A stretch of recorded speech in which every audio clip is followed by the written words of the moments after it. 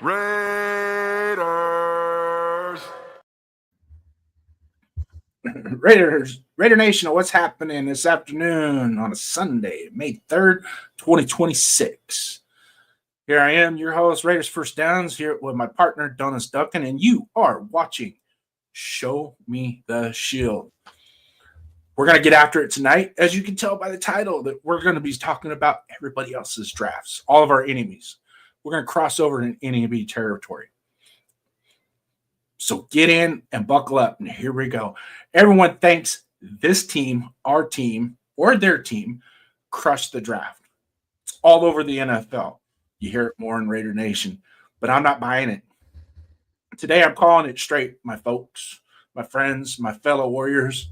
Did anyone actually get better? What do you think about the Raiders? Are we just drinking the same off-season Kool-Aid we've been drinking for the last however many years you've been a Raider fan? Because on Show Me the Shield, when we come in, try not to deal with all the hype. We try and deal with the truth. Sometimes you might not agree with the truth. But here, we're really here to break it down. And today we're going to break it down in this division. I think the Raiders didn't just improve. I think they set the table for what's to come in the next couple of years.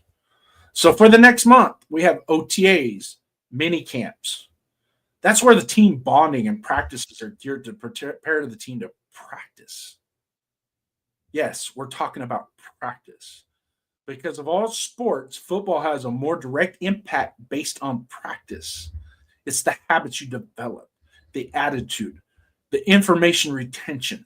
These are all keys to preparing for a grinding football season. Are the Raiders there yet? Are they really building? Or are they just really running the same movie script with just new actors? Who knows? But we're about to find out. If you have it and you believe in it, then show me your shield. Let's go, Duncan. Raider Nation! Stop scrolling. The silver and black conversation starts right here. Hot takes, real fans, no filters. This is the show where Raider Nation speaks. So crank it up!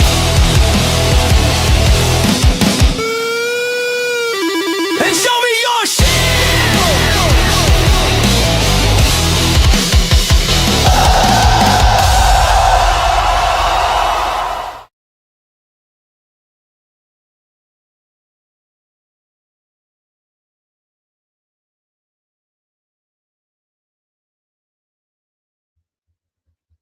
And I guess in the simplest words I could say, if you don't like that, then you just don't like Raider football.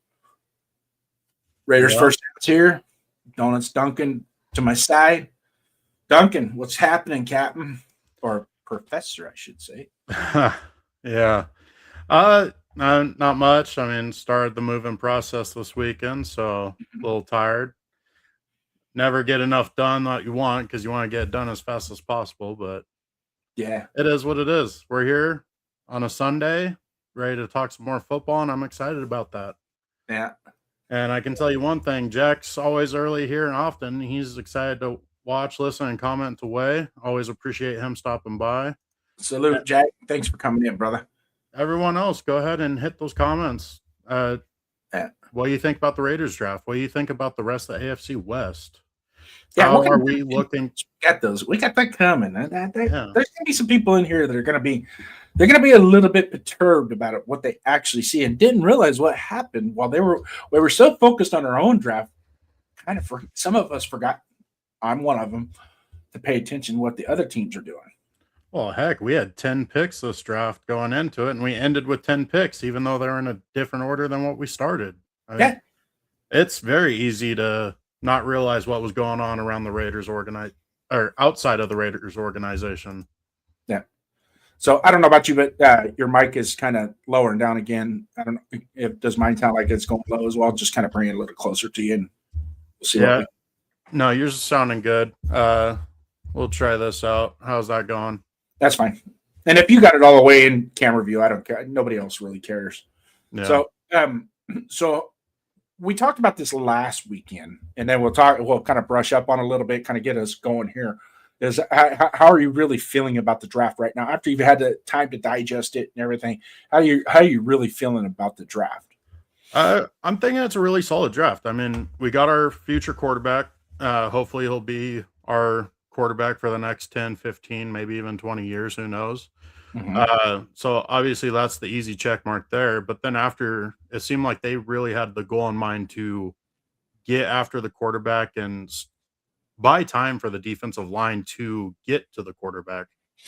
And they really invested in the defensive backs, which was definitely the most shallow area on our roster. So I think it was a very solid draft.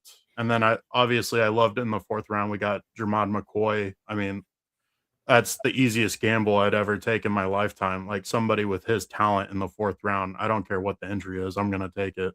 Yeah. Yeah. Risk versus reward, right? Yeah. It's a 4th round pick. It's a 4th round pick. 4th rounders get cut all the time. Yeah. And then just on top of that, like you said, the 4th rounders get cut all the time. How many 4th rounders are actually super successful in the NFL or even make the roster? Yeah. Yeah. This guy's got a cut. He's got a little cut in him to where when we talk about, he had first round grade on him, and a high first round grade, not just the maybe a high first, low second. This guy was, when you start talking about cornerbacks and talented cornerbacks, he was right up there with some of the best of them in the last few years. Yeah. Even in this same draft, the Chiefs traded up for a cornerback who is debatably worse than the guy we got in the 4th round. Right. Like that's how good McCoy is. Like that's how important that pick is. Yeah. Yeah. Yeah. It's there's some things about our draft that impressed me that was like, as the draft was going, I was not happy, but as it started to click a little bit and then the total understanding as a whole is and all preseason, all pre-draft talk, I never really once heard content creators or YouTubers or any of the like really come out and say, our secondary is the biggest weakness. Yeah. In all honesty, if you think about it, our secondary is the biggest weakness that we've thrown pennies out to try and get huge return on investment with. Yeah. We've never really done that. Let's do a core investment in our secondary. Let's just, and a lot of franchises have gone out and drafted 2 people in the secondary in the same draft and totally turn the table on the direction of that franchise. Historically, I'm going to dig deep back into everything. Eric Wright and Ronnie Lott were perfect example for the 49ers. That a lot of people don't. I myself, if you think about it, would say that was probably just as important as Joe Montana and Dwight Clark in that phase of the 49ers. Yeah, they were a stellar duo. And it was glaringly obvious during the regular season. Glaringly obvious during the regular season how they played. Well, I mean, I would like to give some credit to where it's due about people saying that the secondary was an issue. Darkside OB, he personally said that the secondary was a glaring issue. Mm-hmm. And myself, I kept hinting at it too. And then even in the Discord, I was consistently doing mock drafts where I'm taking 3 defensive backs in the mocks every single time. I didn't know if the Raiders were going to be that as aggressive as they were. And here they were more aggressive at going after the DBs than I was. To me, the safety position was a glaring need because we had no depth whatsoever and we didn't have a true free safety. Right. You can argue we still don't have a true free safety, but what we did gain is we gained a bunch of guys that can play multiple roles, which is going to keep offensive off balance. So we may not need that true free safety. Yeah. And then we got 2 very good cornerbacks that play the ball extremely well. And people do not sleep on Hezekiah Masses. He is a very, very good cornerback. And if he ends up being our number 3 cornerback, that is a great player to have there. No. JP Raider came in with the chat, says, I believe most of us understood that our defensive secondary was a glaring issue. Yeah. I did too. Don't get me wrong. I did too. But I also, with everything else that was without, offensive line, wide receiver. Everybody wanting a true nose tackle. Like, that was the biggest thing, was everybody pounding the table. I was sold out on that as well. I was like, we need a nose tackle. And now that I think about it, how they addressed the draft and what we already have on the roster, it remains to be seen if it's successful. But I kind of, in a roundabout way, Tonka Hemingway, Adam Butler, JJ Pegues, they can feel that zero technique satisfactorily. But I was looking at it from, let's get that Pro Bowl nose tackle, right? Yeah. But it's like, okay, well, we were able to do this, and this with the secondary. And it's like, now it makes sense.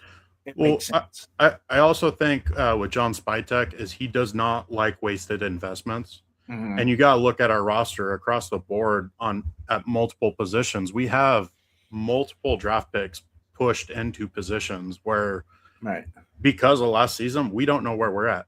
We don't know what our receiver room is. We don't know what our offensive line is because of how terribly coached they were. And they've played, 3 different offensive systems within the 2 seasons. Mm-hmm. Between the prior year with AP, and then when they fired their coordinator and got the new coordinator, they completely changed their run scheme. So then they learned a completely different run scheme on the run in the middle of the season. And then they go back to a inside zone scheme with Chip Kelly. Like, they're all over the place. Yeah. And they're being taught by guys that don't know the offensive line as much as they should, as being offensive line coaches. Yep. So, like, huge question mark there. And then we have 4 third-round picks now invested in the offensive line between JPJ, Rogers, Trey Zune now, and Grant. Mm-hmm. And then we have JPJ was a 2nd-round pick. My apologies. The 3rd-round pick was our right tackle in Glaze. Yeah. So within those 2 drafts, we had these 3 drafts, we now have 5 third-round picks or higher invested in the offensive line.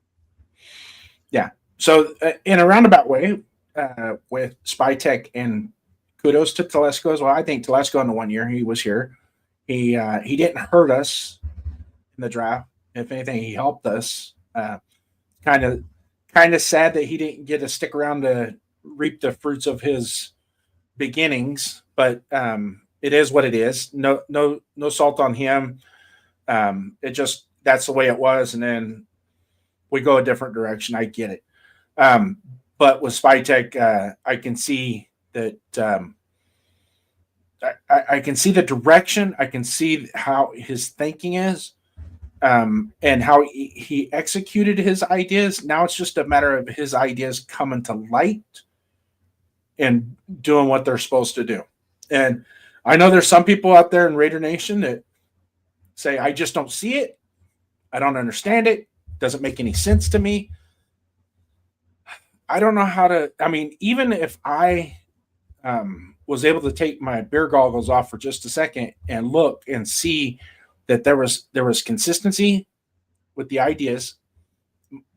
And you got to understand, it's not Duncan's draft. It's not my draft. It's Spytek's draft. And we can all sit as fans and pound the table who we want, but ultimately they're the ones that are getting paid millions of dollars to make those decisions. And as a fan, I just want to see something in September that I can look at and go, okay, I'm proud to be a Raider fan now again. I will always be prideful in my team. I will always love my team, no matter what.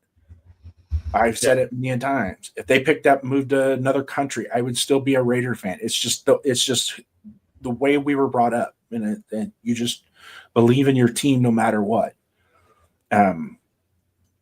But as far as understanding the draft, I think the easiest way I've found for myself to think about it is Spytek came out and said that he wanted to make sure we had a strength in this team. Like 100% surefire, that's your strength in the team. Mm-hmm. Well, our offense has way too many question marks to even think of trying to make that the strength. Where our defense has a lot less question marks, and they brought in a lot of run defensive strength in between the linebackers and Kwity Paye they brought in, and then we already had Max Crosby. Mm-hmm. Well, that just left our secondary being the weak point on that defense as far as the passing game goes. Mm-hmm. So they went and fully invested in that. They're trying to make that the strength in the team, buy them time to figure out what they got in the offense. Right. And I won't be surprised if next year we go maybe 1 or 2 high picks with defense and then just heavily load up the offense because now we have an idea where they're at. Yeah. But at the top of the draft, we're going to have to, next year, most definitely next year, we have to go weapon heavy. We got to get weapons at the top. And it's like, whatever it is, if it's a wide receiver, if it's a, I don't want to say edge rusher, even if we're sitting at a position and we got this absolute 4.5-star, 5-star left tackle on our board we're going to be picking anywhere from 8 to 13 next year is where we're probably going to be picking next year. Yeah. If we just ascend, like I think we're going to ascend with what we've done so far, which isn't huge, right? As far as total numbers, wins and losses, it isn't huge, but it is something. And like I stated last night on Raider Nation Voices, I'm not looking at the win and loss total as a barometer of success. I'm looking at what I see, right? Because what we saw last year was an atrocity. It was an abortion. It was horrible. I just want better than what we saw last year. I just want to be able to watch all 4 quarters of the game. That's what we want. And so, having said that, do I think if we put the whole package together, Duncan, from hiring the coaches to execution of free agency to execution of the draft, is it perfect? No draft is ever perfect. No free agency is ever perfect. And no coaching staff is ever perfect. But by God, at least this one smells like it's going in somewhat of the same direction and nobody pulling away from it. Yeah. Definitely looks like we have a sense of direction. And then like bringing in the younger coaching staff, like it shows that they really want to build into the future and create a consistent program throughout the years. Yeah. And that's it. That's the biggest thing. And one of the chats last night, a lot of people, they're doing the comparison of, well, the New England Patriots turned it around in 1 year. The Washington Redskins turned it around in 1 year. Okay. Let's see what they do next year. Let's see what they do the year after. Let's see what they do the year after. The Patriots are already in a quandary in the offseason with all this hoopla with their head coach. And you guys being Raider fans out there in Raiderland know crap like that has a tendency to derail a potentially good season. Well, our coach gets fired for stuff like that. Yeah. John Gruden would have got fired for something like that. Yeah. But Vrabel is, you know what? Just take the weekend off and go to a retreat, rehab, and tell everybody you're sorry and kumbaya, and come back and we'll get back after it, okay? Because that's the Patriot way, I guess. Yeah.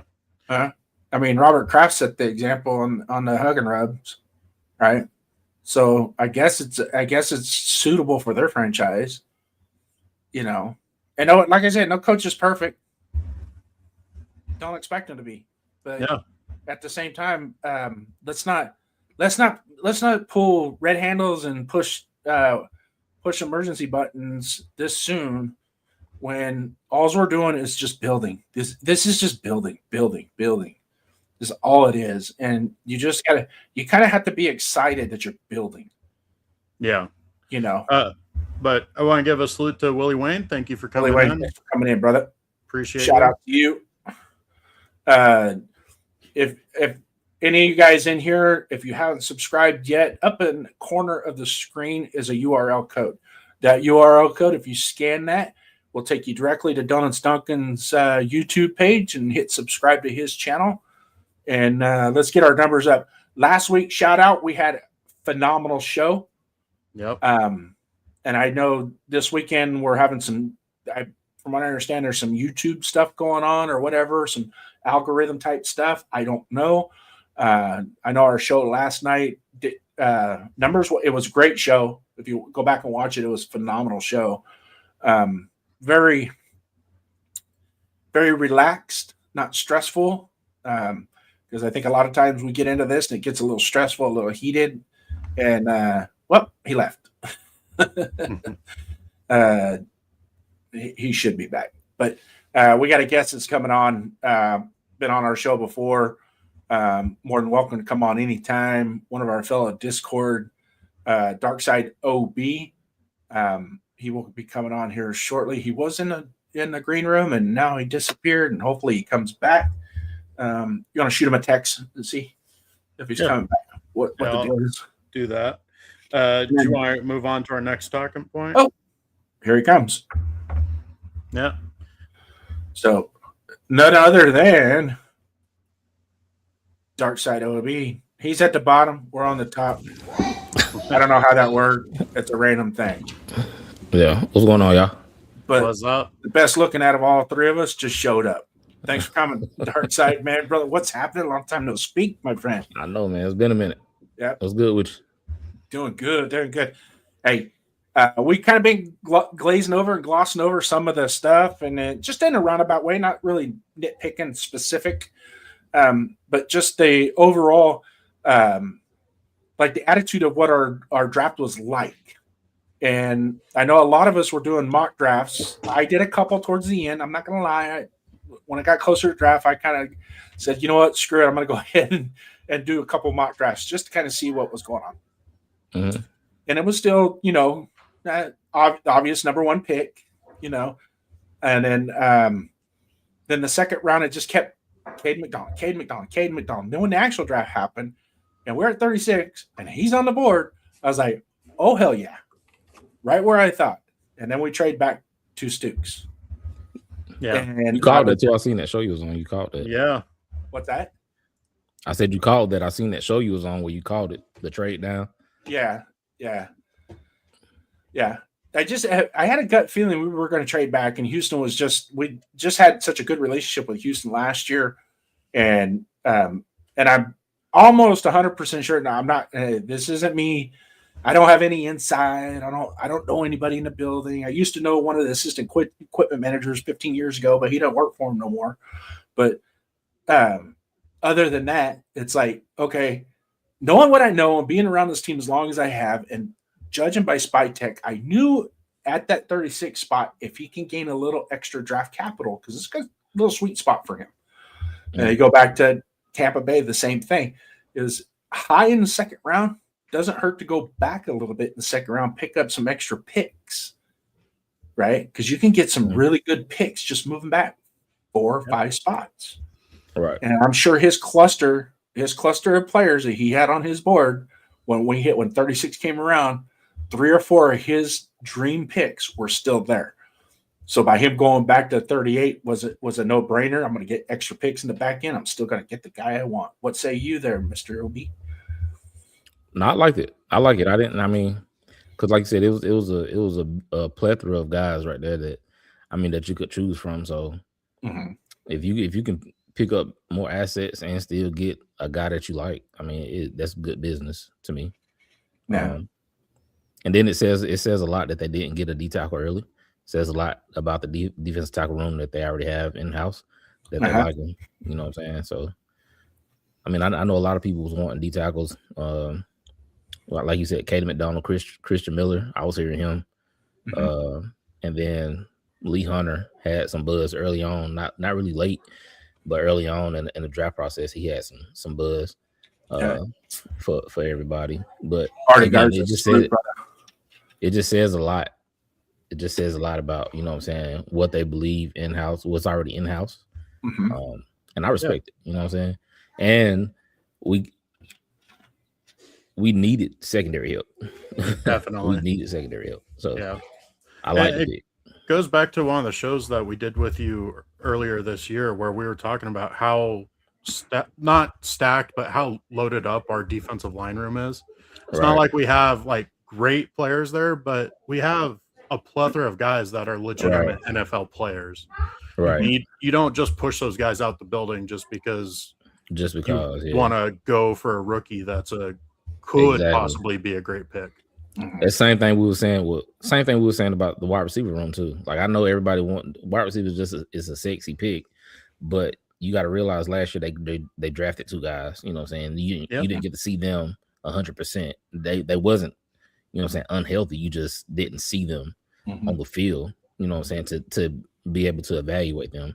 You still had a vet and Trey Tucker, and then you still got Jalen Naylor. You know what I'm saying? So that's 4 guys. And then if you bring in a rookie in the second round, like you're gonna have to. I mean, you would want to feed him. You know what I'm saying? Get him touches, but you just drafted somebody last year in the second round, and Jack Bish. Yeah. So there'd be 2 guys back to back that you drafted in the second round, and you still got those other 3 that you're gonna have to. I mean, you don't have to technically, but you're gonna want to have. You know what I'm saying? Get them the ball too. So yeah, and then the same thing could be said about the O-line too. Before you showed up, I was mentioning how we drafted 5 players within the second and third rounds in these last 3 drafts. Like, you're not going to go out and just heavily draft offensive line to push all those guys out. Like, it's just not going to happen. And it really seems like Spytek really does not like wasting investment. He wants to see everything you got out of that player before he pulls the trigger to move on. And I love it. I respect it. I really do. That's great business to me. Yeah. You know what I'm saying? I mean, obviously, if you see the product, you know what I'm saying. If you see the product, I don't want to talk about humans as product, but essentially it's a business. So if you see the product and it's not producing, it's not giving you any kind of value, move on from it. You know what I'm saying? But if you see some type of potential, you just see, okay, I need to change the environment a little bit, and maybe their potential will be, you know what I'm saying, it'll actually, the ceiling will raise a little. Then you do that, right? Whether that's being a wide receiver coach, offense coordinator, in our case, head coach and offense coordinator, you know what I'm saying, and quarterback. So it's just a lot. It was a lot to be. It was a lot of the meat still left on the bone.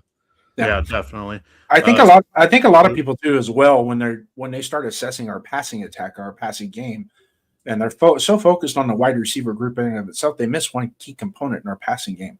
And we have probably the most dangerous weapon in the NFL in our passing game, and that's Brock Bowers. So it kind of, if you build your passing game off of a pyramid, he's at the top. Yeah. And then you just block down as you go down. It just, the pyramid kind of comes down a little bit. Now, I would love to have a receiver to be at the top and have him at the second level, one of the 2 blocks at the second level of the pyramid. But right now, as it speaks, and there's nothing to be ashamed of, you know, it's who I mean, Kansas City is the same. They function the same way. Everyone, you know, you saw it with Tyreek Hill, made it that much better. But when he left, it kind of brought it down. Now it's that whole passing game has to go through Kelsey, and it does, and they still are successful. So it doesn't. And the funny thing about the KC is, like, they don't even have a run game. Like they legit are a passing offense. Like they don't. But think about Clint Kubiak. He's gonna run. He's gonna want to run the ball 50% of the time, if not more. Right. Yeah.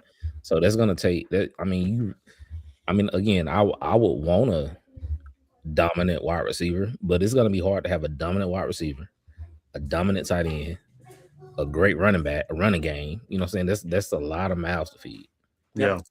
Just in my opinion. It worked out perfectly in Seattle with having that one top end weapon in Njigba, and then consistently going to the run game. Right. And then Cooper Kupp was just okay, you do what you got to do. We're going to give you the ball when we can. When we have to, you pick up first downs here and there. Make it, you know what I'm saying? I hate saying it, but like the gritty first downs, gritty catches, do what you got to do to get the ball, you know what I'm saying? Get extra yards. Yeah. Before we move down our schedule, Arnie Garz already coming in with a question. Appreciate you coming in, Arnie.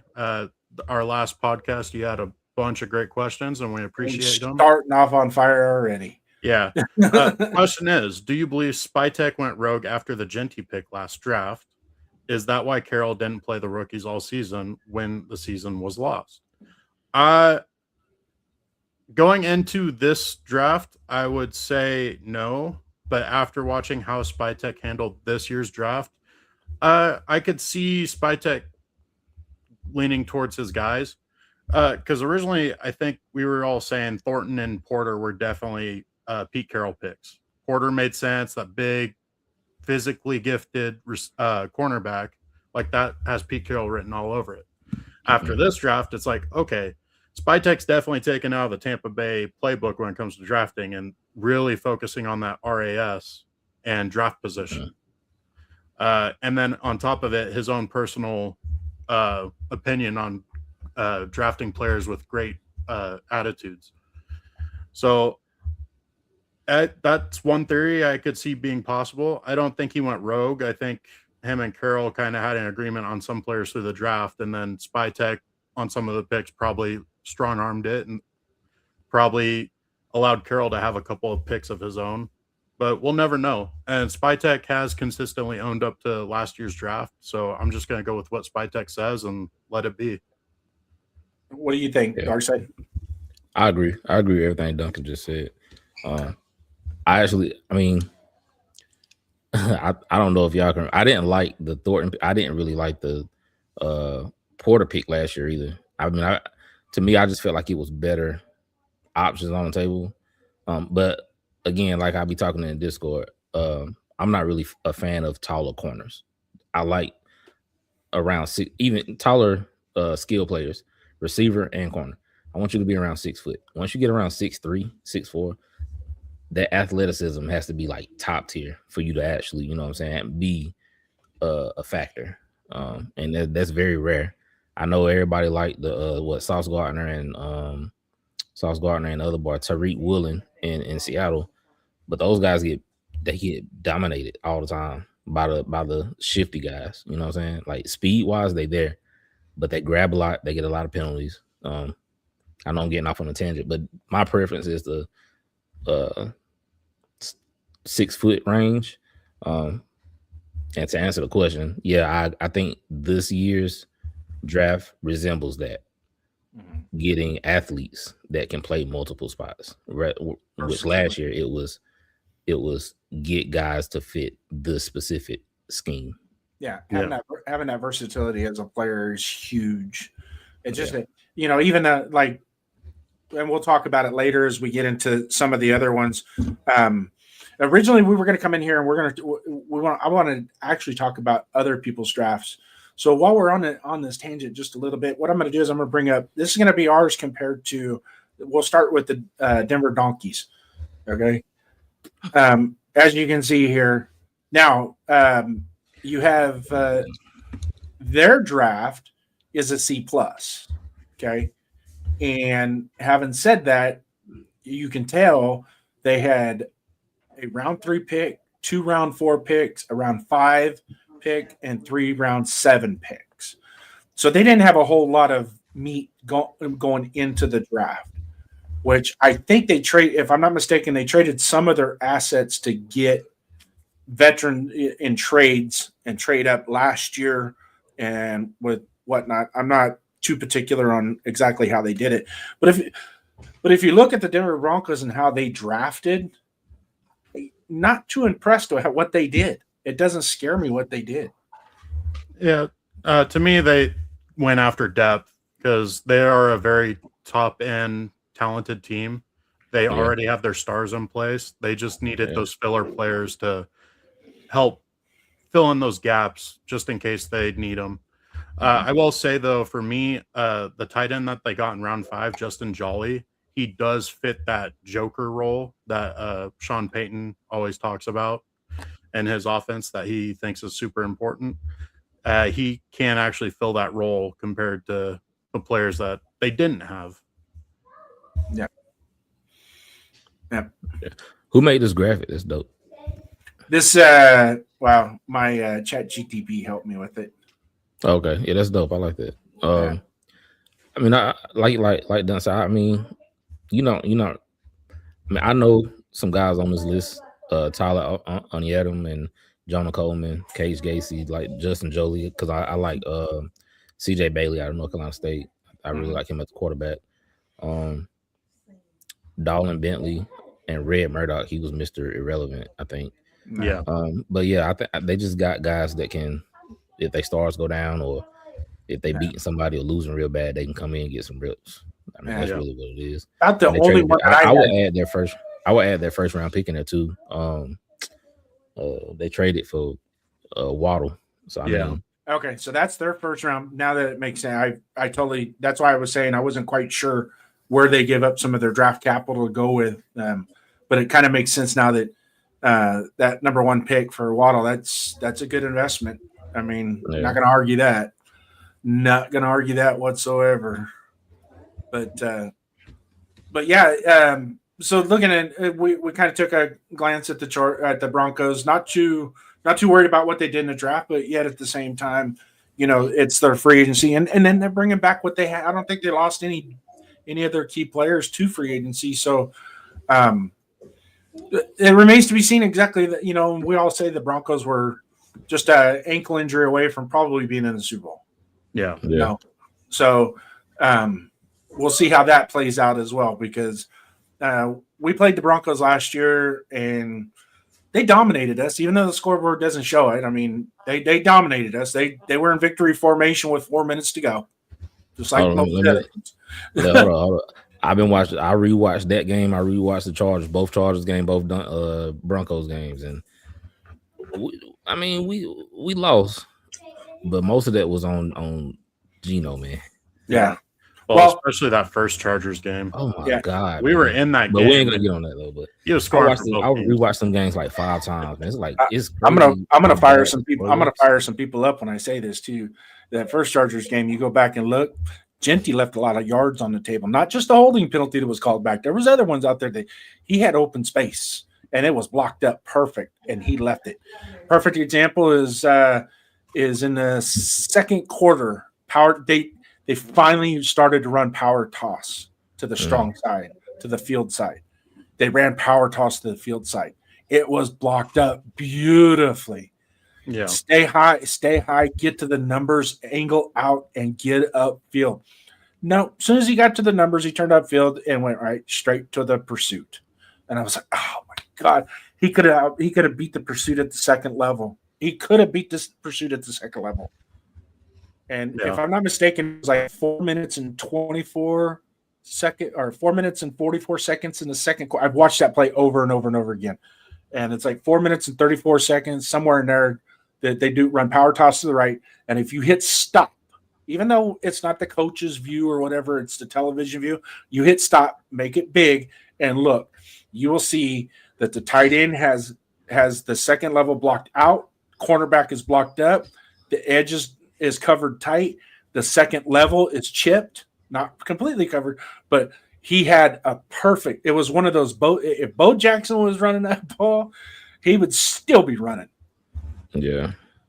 But let's hit up the chat real quick before we get too far behind. JP Raider, one of our buddies from the Discord, saying, "I'm sure the coaches aren't worried about how much someone gets fed. If there's an opportunity to upgrade a position, you take it. I mean, absolutely. If you got that 100% home run pick in the draft, and it's going to make your team better, you got to take it sometimes, or rather always. But also, we're not in the draft room, so it's not up to us who's the home run pick or not. And then not sure how we're supposed to say this, but I'm going to say Querick, yeah. The receiver room do have to oppose a threat, or there's no running game to be had like last year. I mean, yeah, there's a balance to it. Teams didn't have to sell out to stop our run, though. They were able to stop it with their basic fronts, and that's the biggest issue we had. So they were able to focus a lot on shutting down the pass and take advantage of Geno Smith staring down receivers. And it was a shotgun 95% of the time. But. Yeah. And Arnie Garza came in with 2 questions. I want to try to answer these real quick. Which position group most worries are due to starters and depth in position? There's an argument for receiver just because of the question mark. There's an argument for offensive line because of how terrible they've been the past couple of years, whether that's due to talent or coaching.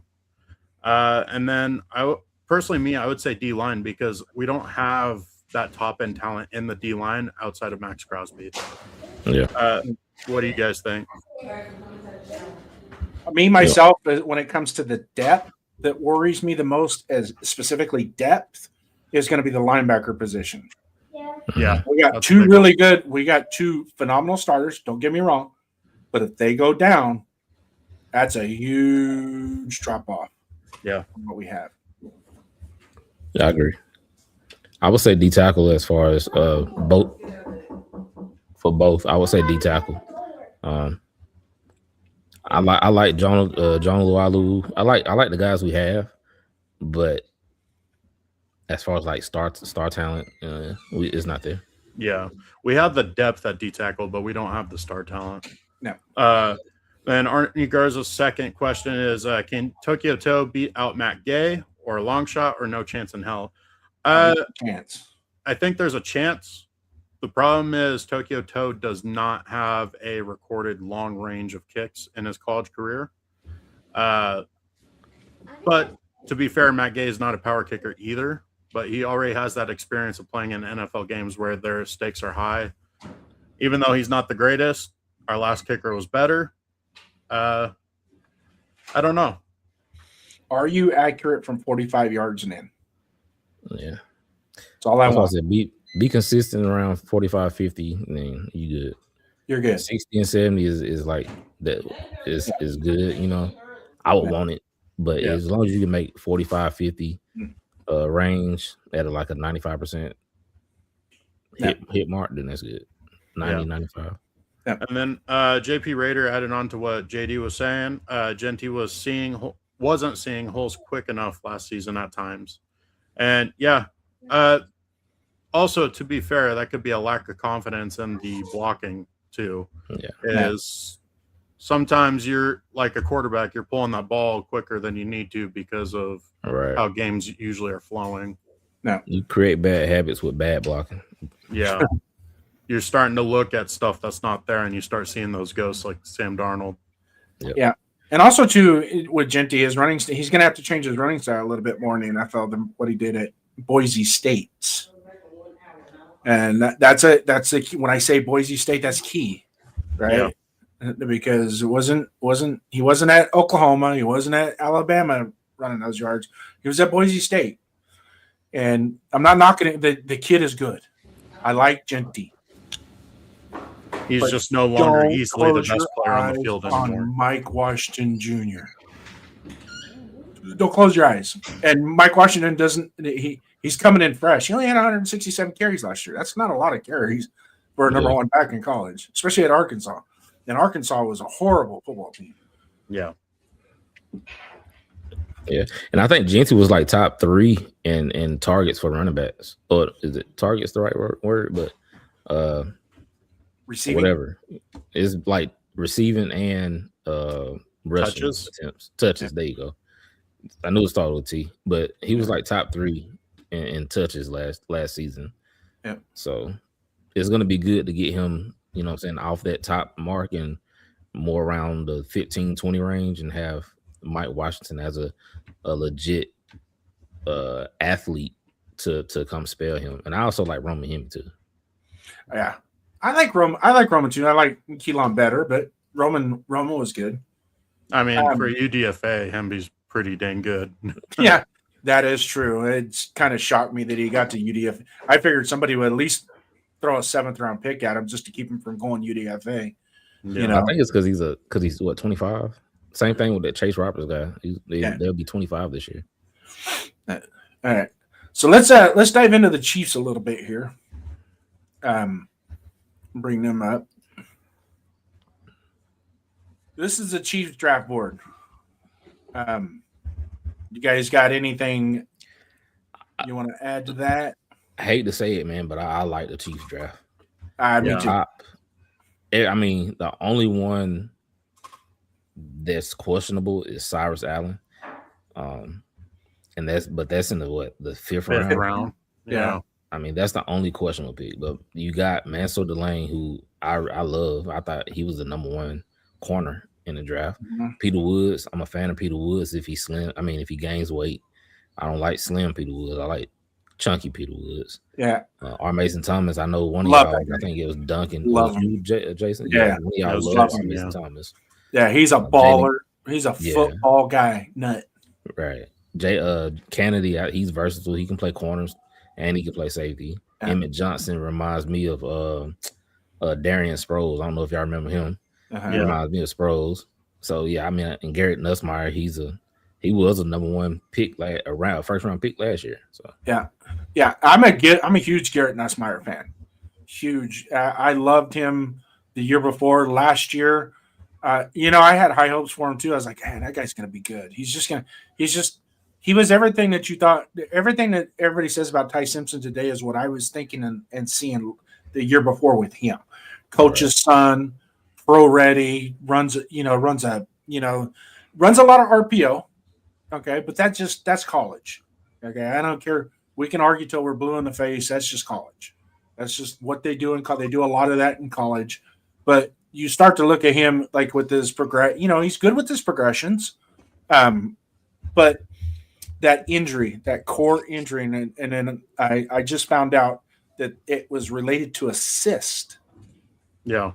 And on his spine or near his spine. Right. And it's not, I guess it's not removable. It's too close to the spine. It makes it dangerous. Yeah. So that's probably why he went 249 and not 4 in the draft. You know what I mean? Real quick, James Furpo stopping by. Should I hit it for him? James? Yeah, go ahead and give him one. Raiders. We're gonna label that one on the soundboard, James Furpo. But all in all, the overall view of the Chiefs is, I would give them an A. I think they kind of reached for Mansour Delane. I think they would have still been there at number 10. I think that they were picking 9. I think so. They moved up 3 spots to get him. But if anybody was paying attention to the draft, there was a lot of rumblings and people that were doing some shenanigans with other GMs that people were like, I'm not going to wait till 9 for him to fall to us. I'm going to go get him. Yeah. That in and of itself, that type of aggression is key to being a legitimate general manager. Good GMs will say if they identify somebody on their board that it's an absolute that they got to get that guy. I'm going to go up and get him. And that's what they did. That's what Les Snead did. He just said, hey, we're going. Yeah. To me, the Chiefs draft kind of matches ours in the sense where they really wanted to get better against the pass. Right. Mansour Delane's a ball hawk. He plays the ball so well in both a man and zone coverage scheme, so he's going to be able to mix and match no matter what coverage they're in. Peter Woods is a very good pass rushing D tackle. And R. Mason Thomas, I mean, he's an animal off that edge. I mean, he's very similar to the guy that the Broncos have, who I believe was the sack leader last year. Nick Benito. Yeah, Benito. Just a smaller, super athletic, can really get after the quarterback if he's not taken care of quickly off that snap of the ball, which just also so happens to be our right tackle's biggest weakness in DJ Glaze. Yeah. So that may be a scary player we need to watch out for if Glaze ends up winning that right tackle spot. Yeah. And then Kennedy, I was hearing from Chiefs YouTubers because I did a little bit of research on how the other divisional opponents were thinking. It seems like they believe Kennedy is going to be their slot guy. I think so too. They lost both of their starting corners, so they had to get legitimate corners. Yeah, but you also don't let both corners go unless you have at least one answer on your roster already. So I imagine they have a guy that they like on the roster already who's going to be a starter, and then obviously Delane's going to be the other one. And that's why I think Kennedy's probably going to be a day one starter at the slot position. But yeah, they definitely aggressively tried to get better against the pass in their draft. So we got Money Chuck coming in. Money Chuck, hot always. Great take. Salute to you, Money Chuck. I live in Boise and went to most of Genty's games. He's always looked like the best player on the field. He always played good teams, and this bullshit about the Mountain West can't produce a good player is bullshit. I just so we're clear, money check. I totally agree with you. But what I'm saying is the game in, game out, going against the type of competition over and over and over again is different in the Mountain West than it is in the SEC. It is. You can't. There's no debate in that. Yeah. He was good, and if I was to be a betting man, and I took him out of Boise and took him to Mississippi State or Ole Miss or Alabama, he would still be a 1,500 to 1,900 yard rusher on those teams. It wouldn't be 2,600 yards like in the Mountain West, because there's a lot. He's going to get 300 yards against San Jose State. He's going to get 300 yards against those teams. But those 300-yard games that we get against those teams, he would get 150 against Texas A&M, or 130 against Georgia, or 110 against Georgia. Still really good games. I mean, he had 105 against Penn State. Granted, it was 30 carries. He was still productive in that game. He was the only one in that game against Penn State that was freaking doing anything. I felt sorry for him in that game because nobody else was stepping up. Yeah, that's what you got to look at too when you look at that Boise State team. He was literally the only person on the offensive side of the ball. Because look at them this year; they didn't do anything. Yeah. James Furpo's back to work. Salute, brother. Have a good rest of your shift. Hopefully, it goes by fast. Queric saying when Genty got loose, it relatively looked easy. Yeah, and then there was times last year where he did the same thing, where he got loose and he got yards quickly. I think it just took him like half a season. Yeah, I think it just took him half a season to get acclimated to the speed and the power and all that stuff. Well, it probably also took throw a little tidbit in there as well with Genty that I think was the biggest hindrance of him was the fact when he established momentum in the running game, they took it away from him. The coaching staff took it away from him. Yeah. Just because he had 3 carries for 9 yards, that third carry, I would turn around and hand him the freaking ball again because that third carry showed me something. But they would go, oh, he's only got 9 yards on 3 carries. And then by halftime, it's like he has 6 carries at halftime. Yeah. Really? There was it 2 or 3 games last year where in the first half it looked like he finally started to get going, and then he touched the ball maybe 2 more times after that. The rest of the game. Yeah. The score was starting to get out of control. Bullshit! You were down by 7 points. Give him the freaking ball. Yeah. Not giving him the ball and then getting your defense back out there right away is what got you out of the game. Yep. So when I heard that, I was like, well, the score was starting to kind of get away from us. And no. Yeah. I don't know if we're going to talk about this, but that's why I'm so excited about having Clint Kubiak, man. Like a legitimate play calling and stuff, man. Yeah. It's going to be so refreshing. Just having a coach not willing to drop the run game is going to be great. Even if the run game's not working at all the whole game, just the fact that he's going to keep going at it just to keep the defense honest. Like, that's huge. Yeah. That's going to keep the passing game alive because he's not willing to let go of the run game. Right. I'm also interested too. This is I'm going to dedicate this take to Money Check. I'm looking forward to Genty taking a handoff from the quarterback from under center. Yeah. That's going to change that kid's trajectory as well. Yeah. Look out for that shit because because it's one of those deals is like, okay, I got to build my momentum to get to the quarterback, to get to the ball, to get to the second level instead of standing being in his Michael Myers pose and having to wait for the ball to be snapped and then handed to him. It's like now when the ball's snapped, I'm going to be going forward. I'm going to be going lateral. I'm going to be going at my 45-degree angle now. Now I get to establish the real men attitude from the while the quarterback's coming out of center. Yeah, not only that, and also having a top 3 center. Oh yeah, a top 3 center and top 2 center. He's the second best in the NFL. I put Creed Humphrey ahead of him. Yeah, and then having not having what's the guy 65 last year, having him and freaking Will Putnam. No Kappa, no Putnam. We do still have Meredith, and Meredith is a serviceable guard. He's not not a center. He's good depth. He's good depth. Yeah, but he's a serviceable guard. we have 5 legitimate people competing for both guard spots right now. Yeah. Like that, it's completely changed compared to last year. And we have an actual offensive line coach. So that guard competition for this offseason has me very excited. Legit. Yeah. JP Raiders saying we're going to need a big year from the run game. Bowers will be doubled and triple teamed. No receiver one. Yeah, that's true. But also we got to see how Kubiak schemes up the pass game, because they legitimately only had Njigba in the passing game last year, and Njigba was consistently being moved around their offensive formations and being motioned open. Like, Kubiak knows how to get his guys open. So I expect Bowers to be doing a lot of that Njigba stuff where he's motioning around, lining up in the backfield, motioning out wide, going completely opposite of the formation where he started at. Like, he's going to be moved around and be fed the ball. Yeah. So I expect his touchdowns to be about the same or maybe 1 or 2 more than last season.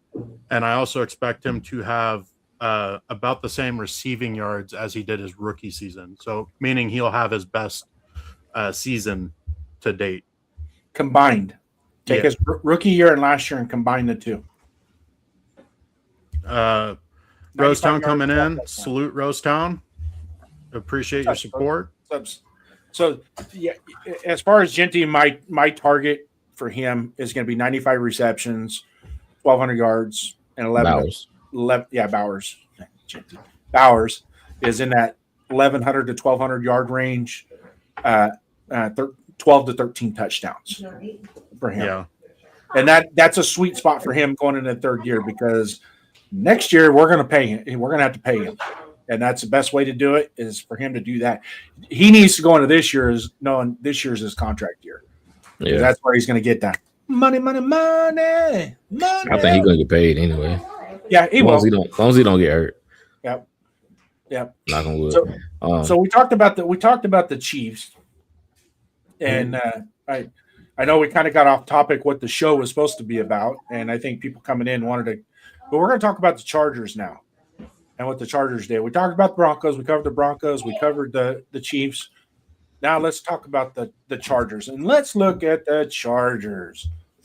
And their overall grade is a B plus. But what do you guys think?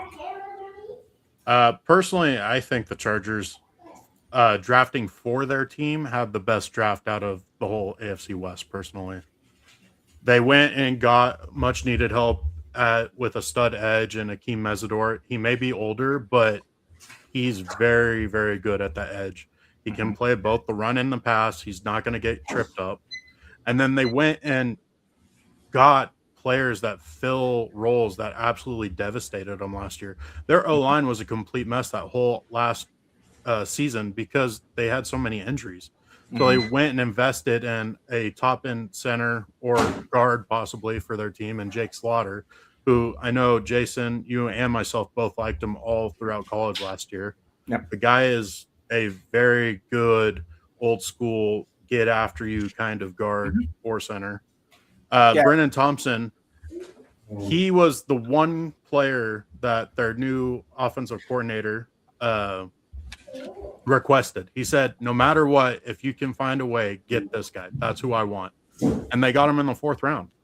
And then they went and got Travis Burke, who is a very big, very athletic dude who needs some time to be taught how to play tackle in NFL, but they have 2 really good tackles. So they're setting themselves up to replace one of them and also help fill in for injuries. And then at the end of their draft, they went and got more bodies to go compete at their guard positions, because their interior O-line was their glaring weakness if you don't count the injuries. So they went and took care of the positions they needed that really prevented them from being successful last year in the playoffs. I agree. Darkside, hit it, man. What you got? I like the first 2 picks. Not really I know of the other guy. I know of the other guys. I agree with everything Duncan said. My favorite picks that they had was the first 2, Akeem Mesidor and Jake Slaughter. You Other guys than know that, what I thought about Akeem Mezdor. Yeah. Other than that, I mean, it's like, Yeah, I ain't gonna lie, he scares me more than Khalil Mack does right now. Well, Right now. also, Mesidor probably will be lining up against our right tackle more often than not. So that is another thing that we got to worry about. Yeah, he's a natural right side rusher, though. If you watch him in Miami, his tape on the right side of the defense against their left tackle and their left guard on a double dip or inside stunts and whatnot, and his athleticism, especially like on a tight end DN stunt, right, a tackle stunt, is you see he times it so perfect that the guard has no way to react to it, and he's just coming up the middle so quick. And you guys have seen it, and I pointed it out to other people, is you go watch a Miami game because everybody's looking for Reuben Baines. Damn, number 3. Who's this number 3 that keeps popping up? Because it seems like he's like you go back and look at historically at our team with Howie Long, and granted, Howie Long is my favorite player of all time, but a lot of his came from what Greg Townsend was doing, because Greg Townsend would dirty a pocket up quicker than anybody. Yeah. No, Mesidor is definitely going to be a solid piece for him, at least for the 3 years he plays, because he's so old.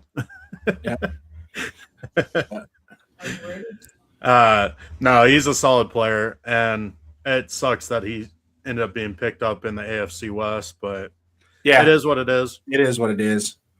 I'm just glad they didn't get Tyler Warren the year before. When they didn't get Tyler Warren the year before, I was like, whew, thank God, because that was the one guy I was like, we don't want him going up against us. That dude's real. Yeah, and that's one thing that their head coach, I don't know why I'm spacing on his name right now, but Jim Harbaugh, he's always been able to get everything out of his tight ends. Yeah, which amazed me. I thought they would go after him from Penn State, Tyler Warren from Penn State. I thought they definitely, but like, hey, they kind of know what they're doing over in Changer Land. So I'm going to, speaking of changers, a little housekeeping here for our audience. Those of you that are here spending your Sunday afternoon with us, wherever you may be, thank you so much for joining us. Raiders Show Me the Shield. I'm JD, Raiders First Downs. My partner to the left of me is Donuts Duncan, and you can wave at the crowd. Donuts Duncan. Up in that corner of the show is a QR code. If you want to scan that and go to his channel and subscribe to his channel, we'd really appreciate it. Our guest at the bottom is Darkside OB from our chat. Our Discord chat, super knowledgeable guy, has history of playing college football, is real knowledgeable of the college game, brings a lot of insight. He brought some insight to me that even I didn't know. And it's been a blessing to be his friend and have him come on the show. And like I told him, anytime he wants to come on the show, he is more than welcome to come on this show. But I threw a poll up there. Which AFC West team got better in the draft? Push 1 for Denver Donkeys, 2 for Kansas City Chiefs, 3 from Los Angeles Changers, or 4 for your Silver and Black Raiders. Yeah. So even though I said I think the Chargers had the best draft for their roster now, I think their draft was really for a win now. I do think the Raiders still had the best draft overall because we had so many holes. It's kind of hard to not improve. And we had such a big hole in the secondary that they really attacked it and got better there for sure. So overall, the Raiders did get better. I just like the Chargers draft for them more, if that makes sense. Yeah. Question for you, Darkside. Based on our draft and other people's drafts, because the other 3 guys in our conference had a good draft. I'm going to take away from Denver a little bit as far as the college draft, that they didn't have as much input or much impact in the draft, but they still had off-season impact. But if you were to take all 4 teams, put them together, and we're at the bottom, do you think we closed ground on the other 3 teams with what we did? 100%. You talking about the moves that we made and the moves that they made this offseason? Do I think that we closed the gap from being number 4 in the AFC West? That's what you're asking. Mm-hmm. Exactly. Yes, 100%. Yeah. Okay. And again, it goes back to, I think last year was just a facade. I don't think we were as bad as our record showed. I mean, our record was our record, but I still think we had some decent talent and we had veterans on the team that we shouldn't have been a 3-win team last year. Yeah. We were legitimately, again, I watched just about every game over and over and over. We were legitimately in every single game except for like 3 or 4. The Eagles Colts game, the first Chiefs game, the Eagles game, the Colts game, and it was one more. Commanders. The Commanders game. Yeah. So like the rest of the games, it was like lost in like the third quarter, and it was lost because of Geno, offense and the offense. It wasn't on defense because the first Chargers game, Geno had 4 turnovers. He had 3 turnovers, and I think we fumbled one time. Somebody fumbled or something. Two of his interceptions. One was at the beginning of the game, and one was at the first play of the halftime too. Right, and we were still in the game in the fourth quarter. Yeah. Well, and then you had the Bears game also where he threw 3 interceptions, and we were going for the game-winning kick that got blocked. Yep. Right. The Jags game, well, we lost that one, but we barely lost it because of Walker Little made a 70-yard field goal.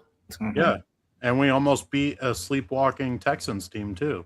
You know what I'm saying? So I don't think yes, to answer your question, yes, we did. We did. Not even counting Fernando Mendoza. I'm counting Kirk Cousins. I'm counting Clint Kubiak. I'm counting new offensive line coach. I'm counting Tyler Linderbaum. You know what I'm saying? Jalen Naylor. I like Jalen Naylor. Yeah. I can keep going.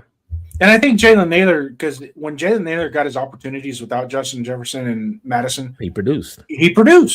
It's just when you're the third wide receiver in a loaded wide receiver room, it's just like let's take a trip down memory lane for some of you guys maybe old enough to the early 2000s. We had Jerry Rice and Tim Brown, 2 Hall of Famers. Who was the third wide receiver? Porter. He produced. When he got his opportunities, he produced. The sad part about it, he's pulled the Scottie Pippen on us. When he became the number 1, he didn't produce. So one of those, and then we had the core injury that he went and got his own opinion and not the team's opinion, and pissed off the team because back then during the CBA you weren't supposed to do that. You were supposed to go off of the team's medical advice, not your own. And he went and got his own and pissed him off, and so the end was coming. And then I think he went to Jacksonville after that and didn't really do much. But then again, Jacksonville right about then was worse than us. So, but anyways, poll's still up. I'm gonna hide the poll for a minute, just so we can have the whole screen to ourselves and everybody's got our names up underneath. Once again, salute to all you guys that are in there. Arnie coming in with another hot one. Better depth at every position, but will the new offense or defense struggle at first? Duncan. For me, it's 50-50 on the defense. I think they could come out and really tear people up at first until they kind of slowly figure out that puzzle there. Offense, I think they're going to struggle. Even the Seahawks last year with the talent that they had, and their offense did look better at the start of last year than ours does this year. They still struggled a bit and took a while to get going. And then even at the end of the season, they still had hiccups. So I think the offense will definitely be the one struggling at first. Yeah. And hopefully our defense does play a lot better than ours did last year, where they can actually get themselves off the field. Yeah. Yeah. What about you, Darkside? Yeah. I think same. I mean, it's you just look at the history of the NFL. Defense is going to start off better than the offense. Offense is going to take a while. I feel like they're going to lean on the run game a lot. So it just depends on how quick the offensive line can come together. I think that's really going to be the key thing. how quick can they come together and open holes for Genty and the running game? And if that's working, then the play action should work. But I think it's just going to take 2 or 3 weeks. Yeah. Well, also, I think our offensive line is going to look hands down better than it was last year just because of the coaching. I think that's going to eliminate a lot of their sluggishness. Like I know we, or at least me personally, talk about Glaze having concrete feet, but being a very stout tackle at that right side. A lot of the issues with that offensive line last year was them having to overthink everything just because they weren't prepared. Right. And that's way worse than having concrete feet in itself as a offensive lineman. Yeah, if you already got slow feet and you had a hesitation to it, you're just going to get your ass kicked. Yeah, recipe for disaster. Yep. Yeah, and I do still think Glaze can be a very good right tackle, but just his biggest weakness being speed rushers, and then having to do all that stuff last year with the lack of coaching, like it really put him in a very, very bad position. Yeah. And then Arnie Garza with another question: which player on offense and defense is our breakout players this year? Hey, you got some good questions for you. Yeah. Arnie comes in hot, man. Arnie's hot. Breakout player on offense. Who do you guys think? I'll say on offense, I'm gonna say Tucker. Trey Tucker. I'm a fan of Trey Tucker. Defense, I'll say John Lualu. Okay. Jason? Well, I might make some people happy with what I pick, but when I say what I'm going to say, it might piss them off again. But my breakout offensive player is going to be Genty with a but. And that but is Mike Washington is going to push him for some foul time. Okay? Because I really, truly think Mike Washington has the capability to be an RB1 in certain situations, not all the time, but in certain situations against certain teams. He may be that guy. He may be the go-to guy in the offense. Yeah. Just be prepared. Don't sit there and we can argue all you want. It's happened in the past with several good running back duos throughout the history of the NFL where the second back actually has a little bit better of a game, and it's going to be a game-to-game situation. It's not going to be a totality of the year. So everybody wants to, you don't know. No, I'm telling you, it happens. It does happen. And that kid, Mike Washington, the knock on Mike Washington is two things. One, initial reads, he struggles with his initial read to get up to the hole. But when he gets up to and in the hole to the second level, he's extremely dangerous. He has a top end speed faster than Genty. Not knocking Genty. Genty's fast. This kid is faster in fourth gear, which means when he gets in the open, a 60-yard touchdown is going to happen a hell of a lot faster with him than it will with Genty. But Genty is going to be the meat and the potatoes of the offense. And I'm not contradicting myself. People say, no, I'm not contradicting myself. You have to look at the totality of it. There were games with you guys Raider fans, I'll use this as an example because you guys will understand it. McFadden and Bush. There were games where Michael Bush was hot and better than what McFadden was. Yeah. So he eventually was getting the RB1 love throughout the game. It's not a knock on McFadden. He's still our he's still our superstar running back. So my breakout player for this year is going to be Genty because of what we've done on the offensive line, adding Rick Dennison. That right there in and of itself, Rick Dennison, is going to be huge in what that kid can do. Yeah. Defensive breakout player, Jason. My defensive breakout player this year is probably going to be a guy that wasn't on our team last year. That's going to be Nakobe Dean. That's going to be the breakout player. And the reason why I'm picking Nakobe Dean is because I really, truly envision him having a healthier career with the Raiders than he did with Philadelphia. So he's going to be available more to us with his, number one, his football acumen and his athleticism and how he plays the position. So I'm going to pick him as the breakout, even though he wasn't on our team last year. But he's going to break out. I think he's going to do for us better than what he was doing with Philadelphia. Yeah. Just real quick on your Genty versus Mike Washington, what you're saying. I think a good way of putting it is Genty's the better football player, but Mike Washington is the better scheme fit. Situationally. Well, just Mike Washington naturally fits an outside zone running scheme better than Genty does. So I think you're going to have that give and take between those two players and this offense because of what our scheme is. As far as breakout players for offense for me, I'm going to go with Brock Bowers. I know it seems like it's the easy choice just because he already has that star power. But I think the way I'm imagining he's going to be used is going to be not too different than Njigba was last year for the Seahawks. I think teams know Bowers is our number one weapon on offense, and they're going to do everything to stop him. And you're going to hear the commentators throughout the season saying, you know they're going to throw the ball to Bowers. You got to stop the guy. Why can't they stop this guy? And I think it's going to be the discussion throughout the whole season. Bowers is going to have a breakout year, even though he already kind of technically broke out as a rookie. Yeah.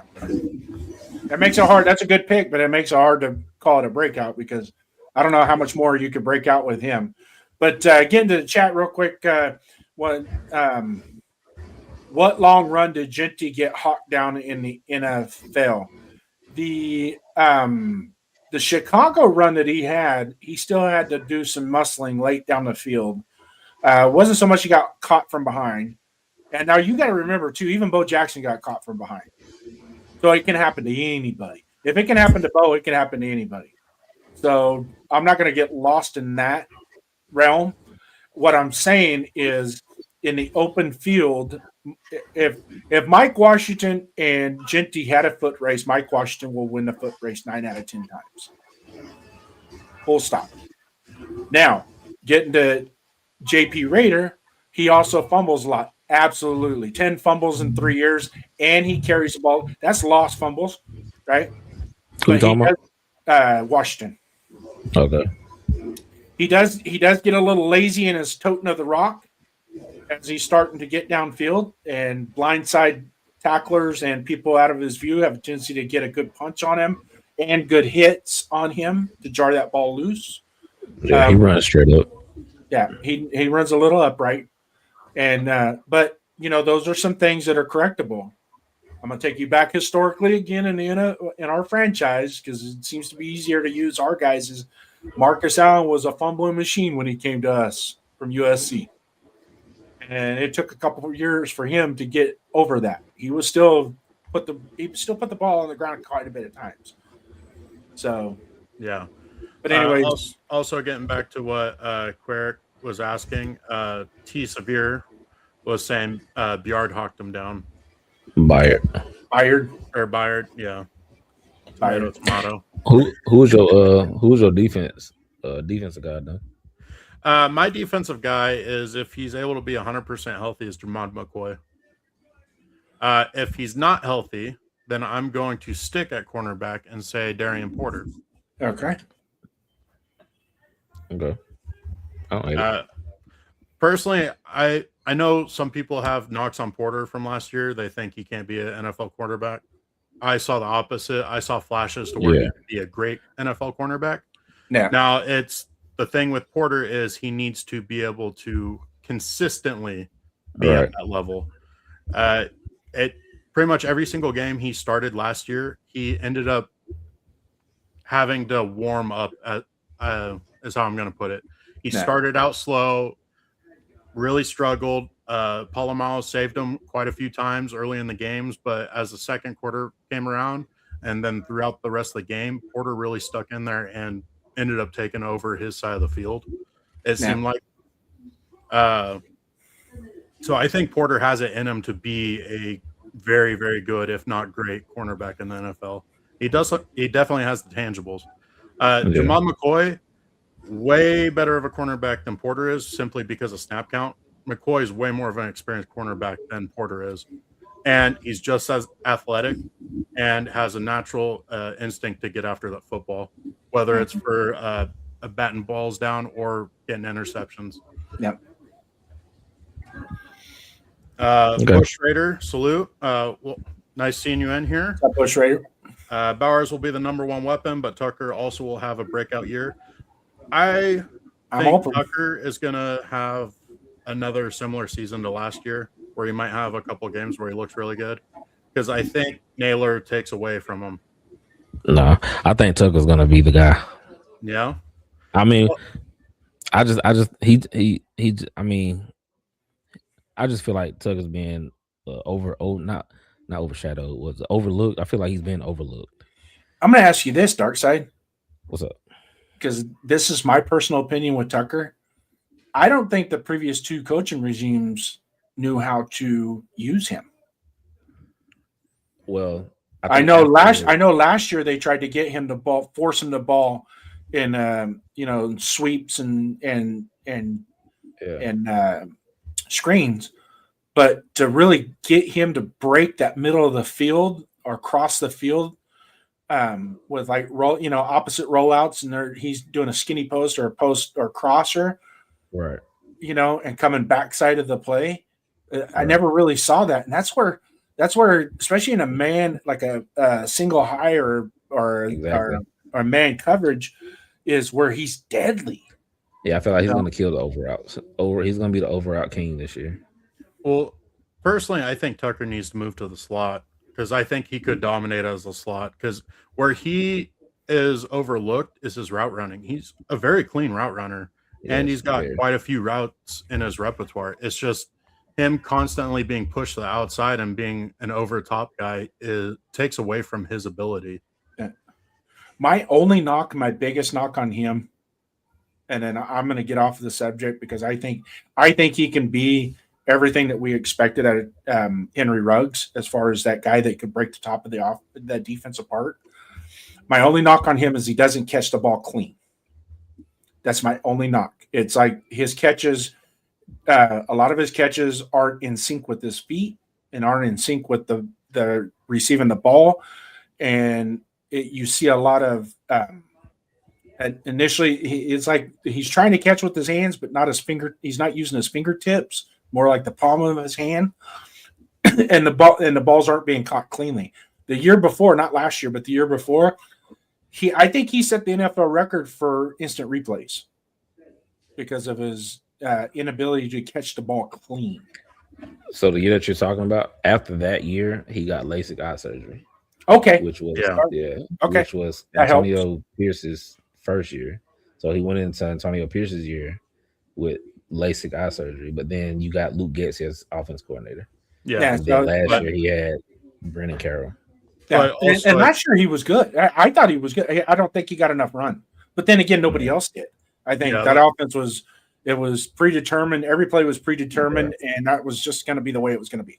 You knew what was going. You knew what was coming. Yeah. Not to ignore you, Bush Raider, because you are bringing up valid points. But it's not just Tucker, though. You got to look at when it comes to that offense. You got to look at the whole offense as a whole. Every single player that's been there for multiple years, they've gone through, 5 or 6 play callers in the last 3 years. That's ridiculous. They've gone through 4 offensive line coaches in the past 3 years. The offense as a whole is a complete mess, and none of those players on that roster have been set up for success. So, unfortunately for everyone there, even the vets like Miller, going to once again start the slates, wipe the slate clean, start fresh, and see how they perform in this offense. And hopefully we finally have that coach that's going to stick around for multiple years to where, okay, now we can start deciding what players are good and what players are bad in the system we have. Mm-hmm. And then we can start seeing how we need to improve in the future drafts and free agencies. So this year is going to be a definite starting point on what the future of the success the Raiders are going to have is. Yeah. Also, God Family Raiders for Life. Salute. Thank Raiders for Life. Salute. Yeah, so absent Tucker, also too coming in, Naylor's going to have a little bit of relationship with Kirk Cousins as well from their days in Minnesota, so that's going to be a bonus to kind of jump. I'm looking where I'm going with this now is the jump start of the offense and how it's going. I don't think they're going to be stuck. They're not going to be slow and responsive to this season as in years past. I think this year's offense is going to be a little bit more advanced as far as might not be top. Okay. I'm not saying that, but they're going to be a little bit more advanced. But I am going to go out there and I'm going to strike a chord with my chat right now with the prediction. And my two partners here on the desk with me, I want to hear this. I want to hear an absolute honest opinion when I make this prediction. And I'm not one for predictions, but it's just come to me. We're going to score more than 30 freaking points more than once this year. What do you say? More than once, I say yeah. Yeah, I say more than once. Yeah. What about the chat? You think we'll score more than 30 points in one game? We didn't even score 30 points at all last year. 29 was the highest we got. Yeah, I'm going to say yeah. So if we can score 30 points, say 3 or 4 games, that in and of itself is a huge improvement over this year. Yeah. Huge. Absolutely huge. And then if we can hover in that 24 to 27 point range, game in and game out, guys, then we got something to look forward to going into 2027. But for 2026, it's just improvement. We need improvement. Yeah. But I'm standing on my prediction. We'll rehash this later in the season, but I'm standing by my prediction. Darkside, you got anything? I think 2026 is establishing a baseline, setting the baseline. This is our bottom. We're never going to be below this. I think that's what 2026 is. Yeah. Got family Raiders for life. 100% scoring will be night and day from last year. Hopefully night and day from the last 3-4 seasons. Yeah, we'll go back to John Gruden's last year when he got fired. That offense had some semblance to it. But, well, even then, what was it? Our average points scored per game was like mid-20s. Yeah. And then ever since then, it's just gone down. Because I think the next year it was like 20. And then the following year when McDumas got fired, it was at 19. And then the following year, AP's full season as the head coach, it was like high 18s. And then last year was in the 16s. Like, we cannot score points. It's atrocious. That's been our Achilles heel, scoring points. Also, while you guys say whether or not we can get more than one 30-point game, I did miss a question from Arnie Garza. Question: so far, what is Spytek's best move, and what was his worst move? His worst move, in my opinion, I'm going to put as a whole the free agency class the previous offseason, where we let way too many good players walk. Yeah. And he admitted to that too. Yeah. The other worst decision was trading back twice and really big jumps in trade backs in the previous draft, also in the second round. As far as best moves, I think he learned his lessons from the previous offseason, attacked free agency with a plan in mind, brought in great pieces, and then also was able to finagle around in the draft and trade back and get picks like he wanted to, but didn't do it as willy-nilly. Like, he only jumped back 2 spots this year in the second round. Still got a player that he wanted, that he was high in his draft, and jumped up, even though it was only 1 pick in the 4th round, to go get McCoy to ensure we had him in the 4th round. Like, I think he played his cards a lot better this year. Yeah. I think the way he managed his moves is his best move, if that makes sense. What about you, Darkside? I mean, it's kind of hard to say because last year I give him I don't give 100% pass for last year, but I give him a pass because I think Pete Carroll was actually running the show as like the 73-year-old, you know what I'm saying, been there, done that type of guy. Spytek's his first year, so he's, you know what I'm saying, just watching and learning. So I didn't think he had full reins last year, but I agree with what Duncan said. I didn't like us letting Timo go and then bringing in and Spill. I like Robert Spillane too, and then bringing in Landon Roberts and Devin White. Like, I did not like those moves, like, at all. No. The best move I would say, the best move I'd say Judge Spytek did was fire and keep Pete Carroll. Yeah. Or hire Kubiak. Yeah. Hiring Kubiak, yeah. So Jason? mine with this best move Spytek's made since he's been a GM is, and I'm going to go to this year's free agency, and he immediately addressed Lindenbaum, Walker, and Dean. Just those 3 picks right there. That's 1A. 1B is the coaching staff with Janoko and Kubiak, and I hate the guy, but he's a Raider now, as Rick Dennison. That in and of itself makes a huge difference of what we're going to see this year. And I will take claim to that fact. I'm new to this. Why do you hate Rick Dennison? So back in the late 90s, when I had season tickets to the Raider games, I myself always like to go into the stadium an hour and 15 minutes before kickoff. Go get my seat, get a beer, sit down in my seat, and watch pregame, right? And usually when I get there is when the specialties are out there, the kickers and the punters and the return guys and things like that, because that's the time that they allow the home team and visiting team will split the field 60 yards instead of 50 yards for warm-ups. And so the kickers and the punters can kick from the 40 on the other side.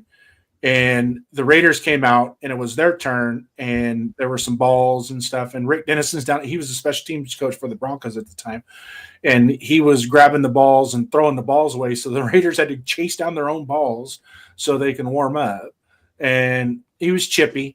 And then you go back and you watch him on the sideline when he was with the Broncos with Mike Shanahan. He was always next to Mike Shanahan, and he was always the one that was like kind of chirpy, you know. Oh, I like that. But yeah, but even I don't like it. even on the opposing team, I still like. I respect it. Like those are the guys I seek out. Yeah, I like you. I'm gonna come at you. You're the one I want. Well, here's my take on when the footballs and stuff were being thrown. Was right about that time was the first. I think that was the first or second year of Gruden. That when that started happening, then all of a sudden they were just punting. They were just punting balls at or into Denver while they were warming up. So it was like there was some. I never heard a loud cheer during freaking warm-ups, but it was pretty fun. But he was chirpy, and he was the enemy, dude. He was the opponent. He's a Mike Shanahan guy, and we all know that Mike Shanahan was not one of our favorites after he left the Raiders and went back to the Broncos. And he made it known that he was an anti-Raider guy, and his coaching staff was anti-Raider. So that was one of those deals. And now we get the Kubiak and we get the Dennison on our team. And it's just like when we got Andre Rison. And Andre Rison, when he showed up, he was on an airplane coming back, and there was one of our Raider fans, one of our hardcore Raider fans, looked over at him and said, "You know what? I freaking hated you. I hated you, but you're a Raider now."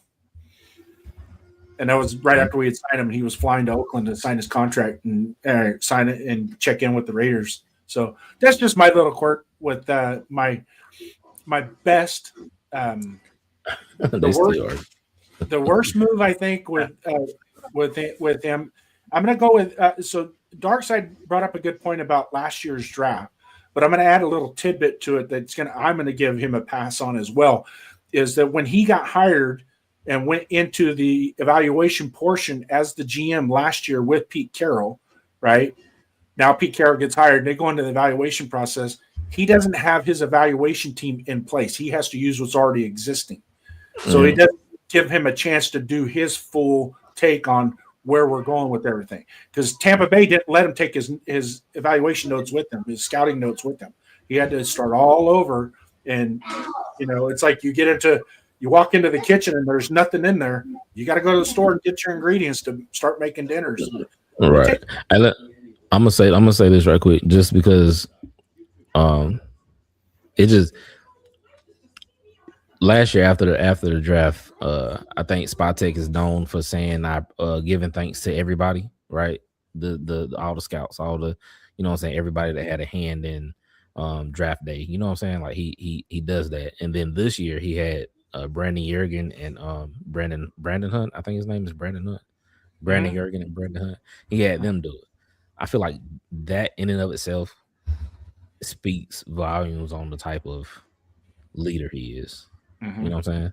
Like that's some quiet things that you don't really notice. You get it? You get what I'm saying? Like, I respect that. Yeah. When was the last time we had something like that? And Brendan Hunt came with a really good. He comes from the Roseman Tree, the front office, right? And he's sharp as all get up, man. When we got him, that woke some people up. I mean, and we didn't get him until right before training camp last year. So it's not like he was in the building during our evaluation process. We hired him as a pro player, the director of pro player, right about training camp. So his only input that he had was maybe some of the cuts from other teams he had to input in and things like that. But as overall, the standard of what he sets, this year is the first year. This is the year that you need to grade that front office on. Don't grade them on last year. Last year's a pass. Last year's they're just basically getting down, getting a cup of coffee and sitting down, and that's it. This year is where the rubber is going to meet the road, and that's where we're going to evaluate more, or we should evaluate more. But, Duncan, you want to plow through? I got Arnie Garza up here with break out his Naylor and Stukes. Yeah. We want to roll through the chat here. 17 of you guys in here watching us. Keep in tune. Yeah. Raiders for Life said when the head coach doesn't have to check in with his senior living staff every 30 minutes, it'll make a world of difference. Absolutely. Tanner Jack coming in. Salute. Nice seeing you in here. Thanks, man. Had a good conversation with you last night. Welcome back in, brother. And Money Chuck wanted to answer that question himself. His opinion was Spytek's best move was taking accountability for his mistakes. Yeah, I love that. Just shows the classic character Spytek has. That's a fire take right there. One of the worst mistakes was not getting O-line help earlier in the draft or in the free agency in 2025. I absolutely agree. Jason and I had our eyes set on the second round last year on Tate Rutledge. And when we traded back the second time and he got picked literally before us, Jason and I were both pretty upset about that. But I also was pounding the table consistently in the Discord that last year was the year to go after free agent linemen. And we didn't when we knew we needed that interior O-line help, and we came away with Kappa. So it kind of set the tone for how our offensive line was going to be last year. And then that was without even knowing the issues we were going to have in the coaching staff. Yeah. Queric and T-Zavir are going back and forth on the definition of getting hawked. It's hilarious too. I'm not going to highlight it, but if you guys want to go check it out, I believe it's in Jason's chat. Yeah, he got in the end zone, but he still got hawked. Whether he scored wasn't the question he had. Yeah, sometimes we got to be a little. Yeah, that's one of the things that. For those of you guys that are in here new to this channel, on Saturday nights when we have Raider Nation Voices, if for some reason you think your chat isn't being interpreted the right way, call in, tell us what your take is, man. And then that way there's no questions. It's coming straight off your tongue. So we don't have to worry about this and trying to interpret what's being said, because a lot of times I say stuff and people misinterpret it. I'm like, where does that come from? You know what I mean? Where does that come from? I don't understand. Yeah, and the only reason I'm not chiming in on when Genty got caught is because I cannot remember the specific game and who caught him when it happened. But I do remember there was a play where he had a breakout, and it seemed like he was gone, and he got caught. And I believe it was around the 20-yard line going into the end zone. It was like 35ish, but it was just a great angle. Like this, it was a deep safety, and it was a great angle. It was on the outside zone to the left. It was a great play, great read by everybody, and it was just the safety had a great angle. I want to call it getting halt. I call getting halt the DK Metcalf catch and Buda Baker. That's getting halt to me. Yeah. That's a highlight reel when you have somebody making a tackle at the 2-yard line. Yeah, that's just the sheer amount of effort and distance that he has to travel and catch up to the guy because there's no angle. It's just pure catching up to him. Right. Yeah, that's my definition of getting halt. Yeah. If you have an angle on me, like I think Champ Bailey did the same thing to somebody, like that's getting halt because he had to come from the other side, and that, I mean, that's an angle, but we're starting at the same point. But in this case, Genty was here and he was like here, so it was just, you know what I'm saying, meet me at this point, right? Like that's not getting halt to me. You know, one of the well, I remember the Bo Jackson, he got pulled down from behind against the Bengals on about an 86-yard run, and he got caught at the 2-yard line. And you never thought Bo Jackson would ever get caught from behind, but he thought he had outrun somebody so bad he stuck it in third gear and was going to cruise to the end zone. It wasn't so much it was that, but one of the most famous hawks was Champ Bailey interception, and Watson for the Patriots caught him. That's what I'm thinking about. That's the one I'm thinking about. Yeah, that was ridiculous. I was like, "Oh, that dude can run." Desmond Watson, he was tight end, freak athlete. Yeah. Great basketball player. Great basketball. That's what I'm thinking about. So we had. I had a question I was going to ask y'all. I can't remember now. Mm-hmm. I can't remember now. It'll come back to me.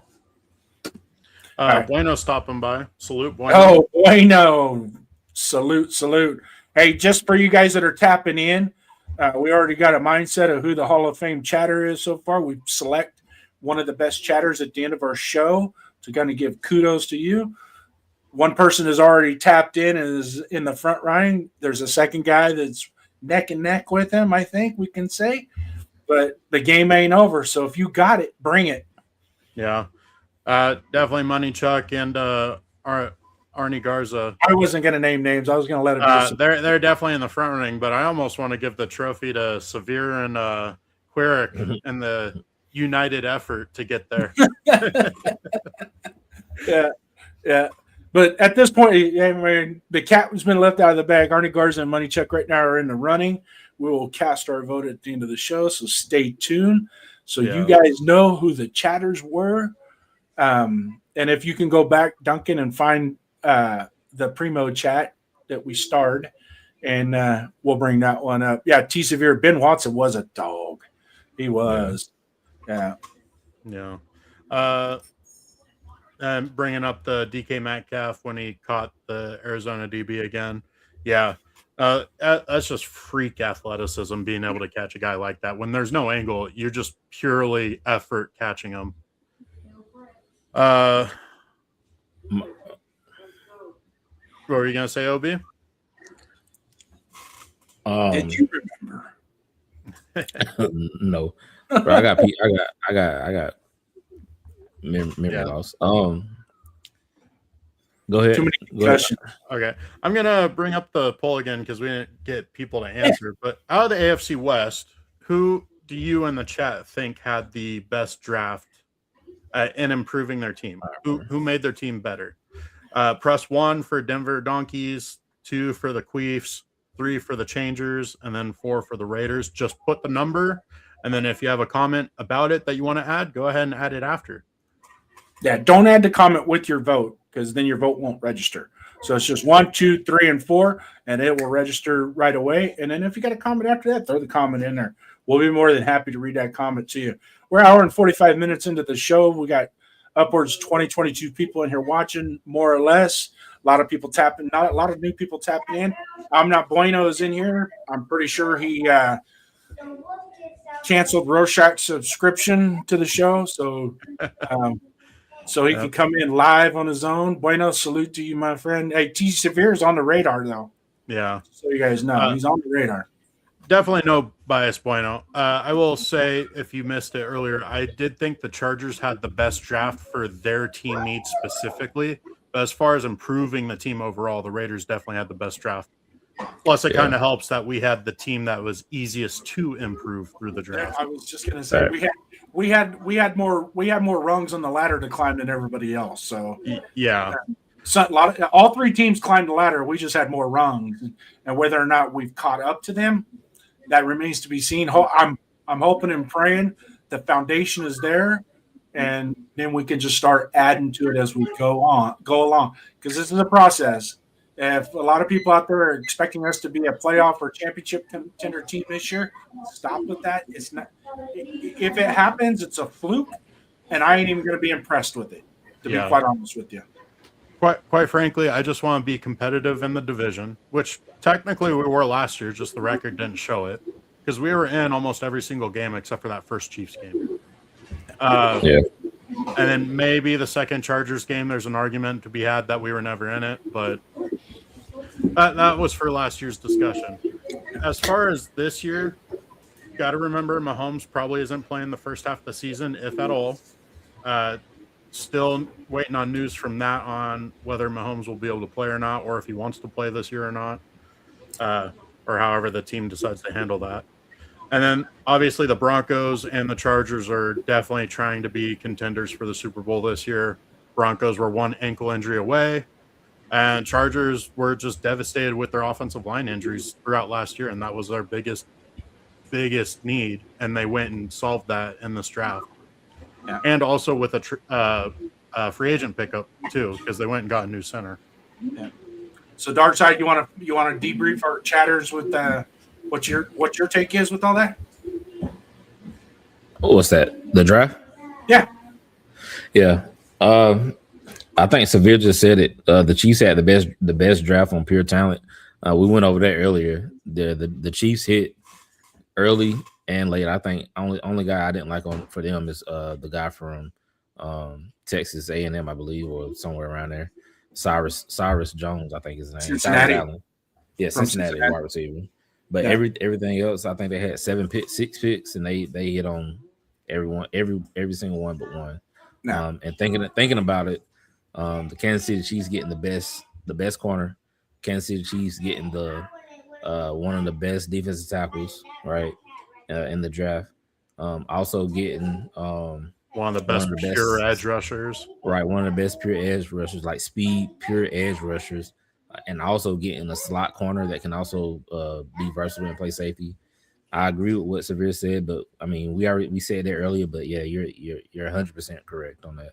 But as far as like getting better, the Raiders actually got better. Aside from Mendoza, getting secondary help, getting Trey Zoom, who I think is going to compete for a guard spot. Oh, yeah. Hey, high five there. Could I get a high five from you there, Duncan? Yeah. No high five. Wrong hand there, Jason. Turn it the other way. Turn it the other way. There you go. Yeah. No, I was on Trey Zoom the whole offseason. Yeah, I know I talked OB's ear off on that one. Yeah. Every single mock I did, I had Trey Zoom on it. The Chargers was okay to me. I mean, I know they fit their needs. I don't like the Alex Harkey, and I think it was another guy they got late that I didn't really care for. But I'm not really a big John Harbaugh fan. I think he's very overrated, in my opinion. I think he relies on his coordinators a lot. Yeah, which I mean, if you're a good head coach does rely on their coordinators though. So he doesn't contribute. He's known to me. I had this argument with one of my buddies. He's known as a quarterback guru, right? But the team last year was led by their defense. Jesse Minter was the Los Angeles Chargers last year. Yeah. Mm-hmm. Well, he's known as a quarterback guru because he was the coach for Andrew Luck in college. And anybody could have been Andrew Luck's quarterback. He was the number 1 overall prospect coming out of high school. Yeah. He just happened to go to Stanford. And then they also want to give credit for having success with Colin Kaepernick. Kaepernick. But again, that was a run game and one of the best defenses. Again, in Michigan, he had J.J. McCarthy. He didn't do anything with J.J. It was a run game with Blake Corum, and they had one of the better defenses with Jesse Minter. But again, that's just me being me. I'm not really a big fan of Jim. Jim or John, whichever one. I'm not arguing it. I will say the only thing about Jim Harbaugh that I think is a positive for him is he tends to be usually a good rah-rah guy, locker room guy. Oh, yeah, 100%, yeah. Then you also had the situation with the 49ers where he absolutely lost that locker room and couldn't come back from it, which is why he got fired from there. Right. So he kind of skates that fine line on being a great head coach just because is a good rah-rah guy, and then also he does have offensive knowledge and overall football knowledge. Yeah, I'm not saying he doesn't have any, you know what I'm saying? What I'm saying is for him to be like specifically an offensive guy, what do you contribute to the offensive side? Like, that's just I don't see it. You know what I'm saying? Like, it's not his scheme that he's running. It was I can't remember the guy's name that he brought from San Francisco and then brought him back to the fucking Chargers. And then he got fired this year. I can't remember his name, but that guy. Oh, Greg Roman. Greg Roman, that's his name. Yeah. Like, why do you not just have your own system? And now you got Mike McDonald. Like, come on, man, Mike McDaniel. Like, what are you doing? It's like him and his brother is the same guy, because his brother doesn't do anything either. If his brother doesn't have a great coordinator, he's not gonna do anything. Yeah. Salute, Jeff. Thank you for stopping by. What's up, Skipper? Checking in on the troops, making sure we're doing our job for the company. Yeah. Somebody put in the chat, wouldn't it be better to have a poll of who had the worst draft out of the four? So here we go. Which team had the worst draft? The Donkeys, the Chefs, the Changers, or the Raiders? Push 1 for Donkeys, 2 for Chefs, 3 for Changers, 4 for Raiders. Let's see if we can get 10 people to vote, because only 6 people voted on the last one. So the more you vote, the better it hits, and we get rocking and a rolling. And before you know it, our polls will be world famous. Yeah. Well, I think the easy vote here is the Broncos, simply because they didn't have a first-round pick, and they traded out of the second round. So their first pick was in the third round with a D tackle that not very many people had a high grade on. But, I mean, we saw how that draft turned out for a lot of teams. Like, players that we were thinking going way later in the draft were going first and second round and even third round. Arnie Garza came in with another question here saying, which draft pick from this year's class will start the most games? Which will be the biggest surprise? Usually the easy answer is our first pick, but considering we have Kirk Cousins, there's a chance that Mendoza doesn't even play at all this year. So I think the easier answer would probably be Stukes. And then the second one, if fully healthy, McCoy. Yeah. I think McCoy's talent is just better than the rest of the guys that we drafted this year. Other than Mendoza, because Mendoza was worth that first pick. But McCoy's whole thing is that bone plug. And from like looking at what other people are saying, it seems like the bone plug thing it's just going to naturally wear down no matter what he does, whether he plays football or not. So he's probably more than likely going to play unless it fails sooner than they're expecting. Yeah. Now, here's a take, and a lot of people probably, I don't know if anybody's done the research out there, but here's a take on the doctor that made the assessment, Dr. Chawa, or I think is his last name, that's the expert in the bone plug procedure, right? The orthopedic surgeon that's expert in the bone plug procedure is also a contracted ortho surgeon for an NFL team in Cowboys. Los Angeles. No, he's with the Chargers. Oh, I thought the head NFL guy for those types of surgeries was the Cowboys doctor. That's a different guy. The guy that's the bone plug expert. Okay. Chargers ortho surgeon. So what could I'm not saying it is, because these guys are licensed physicians, so they have to go on. They have to be balanced. But what's to say a ortho surgeon that's contracted by a specific team goes, hey, I'm an expert in this and I see this, this, and this. And then all of a sudden the team that employs you drafts him later in the draft. I'm just saying, playing devil's advocate here. I'm not saying it's actually happening, but and I know that kind of crap could happen. Call it insider trading, if you will. Yeah. OB, the question was, which draft pick from this year's class will start the most games, and which will be the biggest surprise?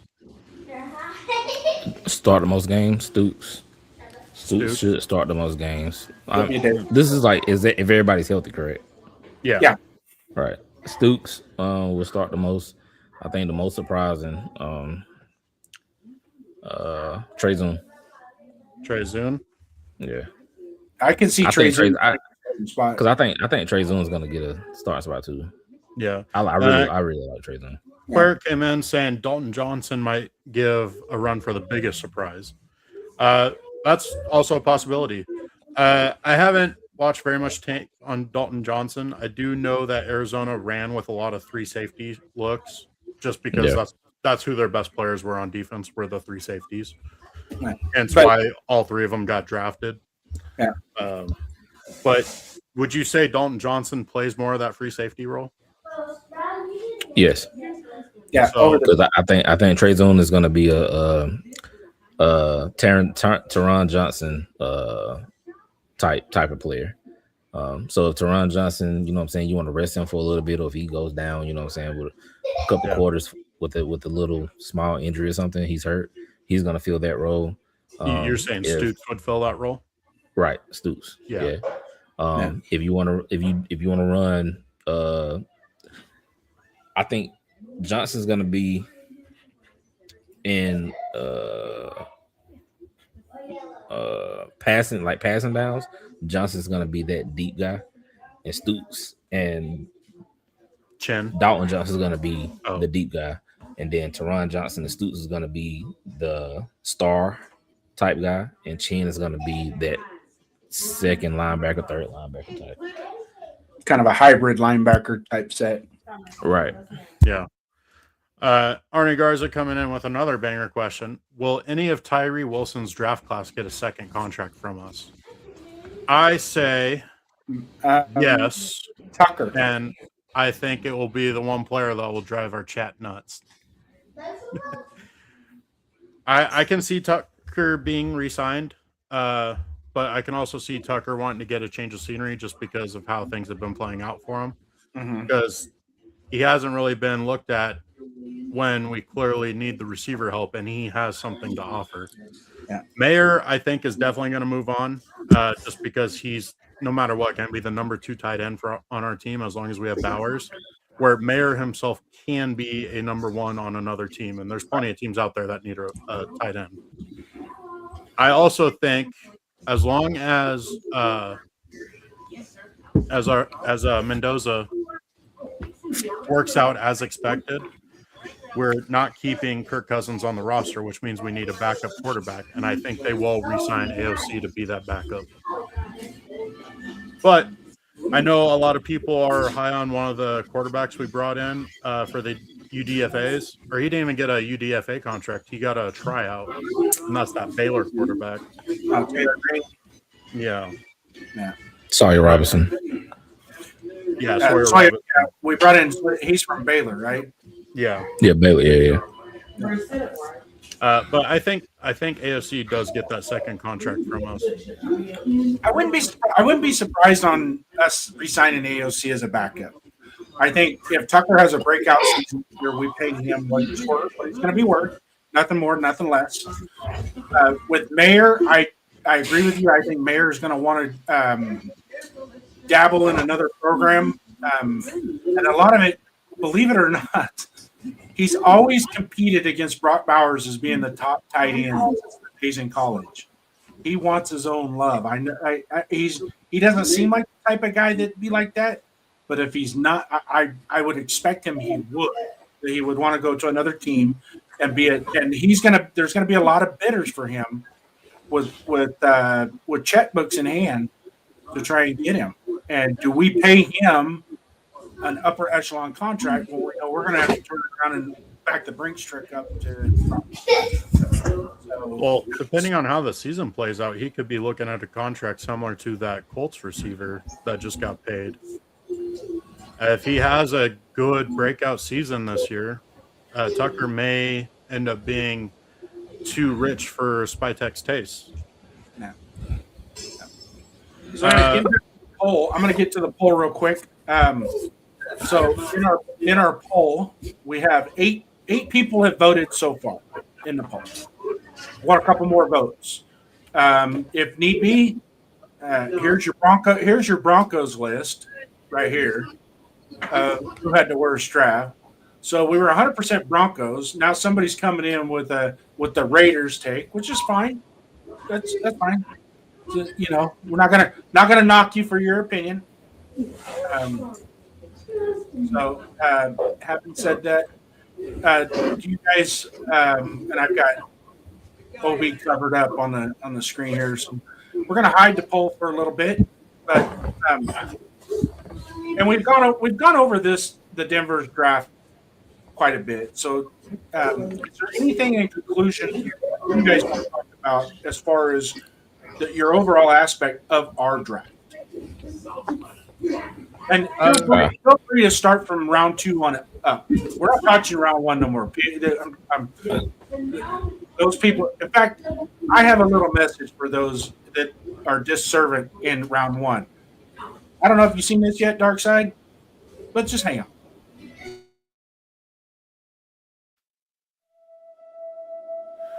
You've been loud all summer, talking like you know, saying he ain't built, saying he too slow. Every take you got, you standing on it now. Yeah, you real confident, I'll give you that for now. Say he ain't the one, say he ain't gon' fold. Say it with your chest, be bold. Don't switch up when it get real clear. Keep that same energy. Oh yeah, we gon' revisit this.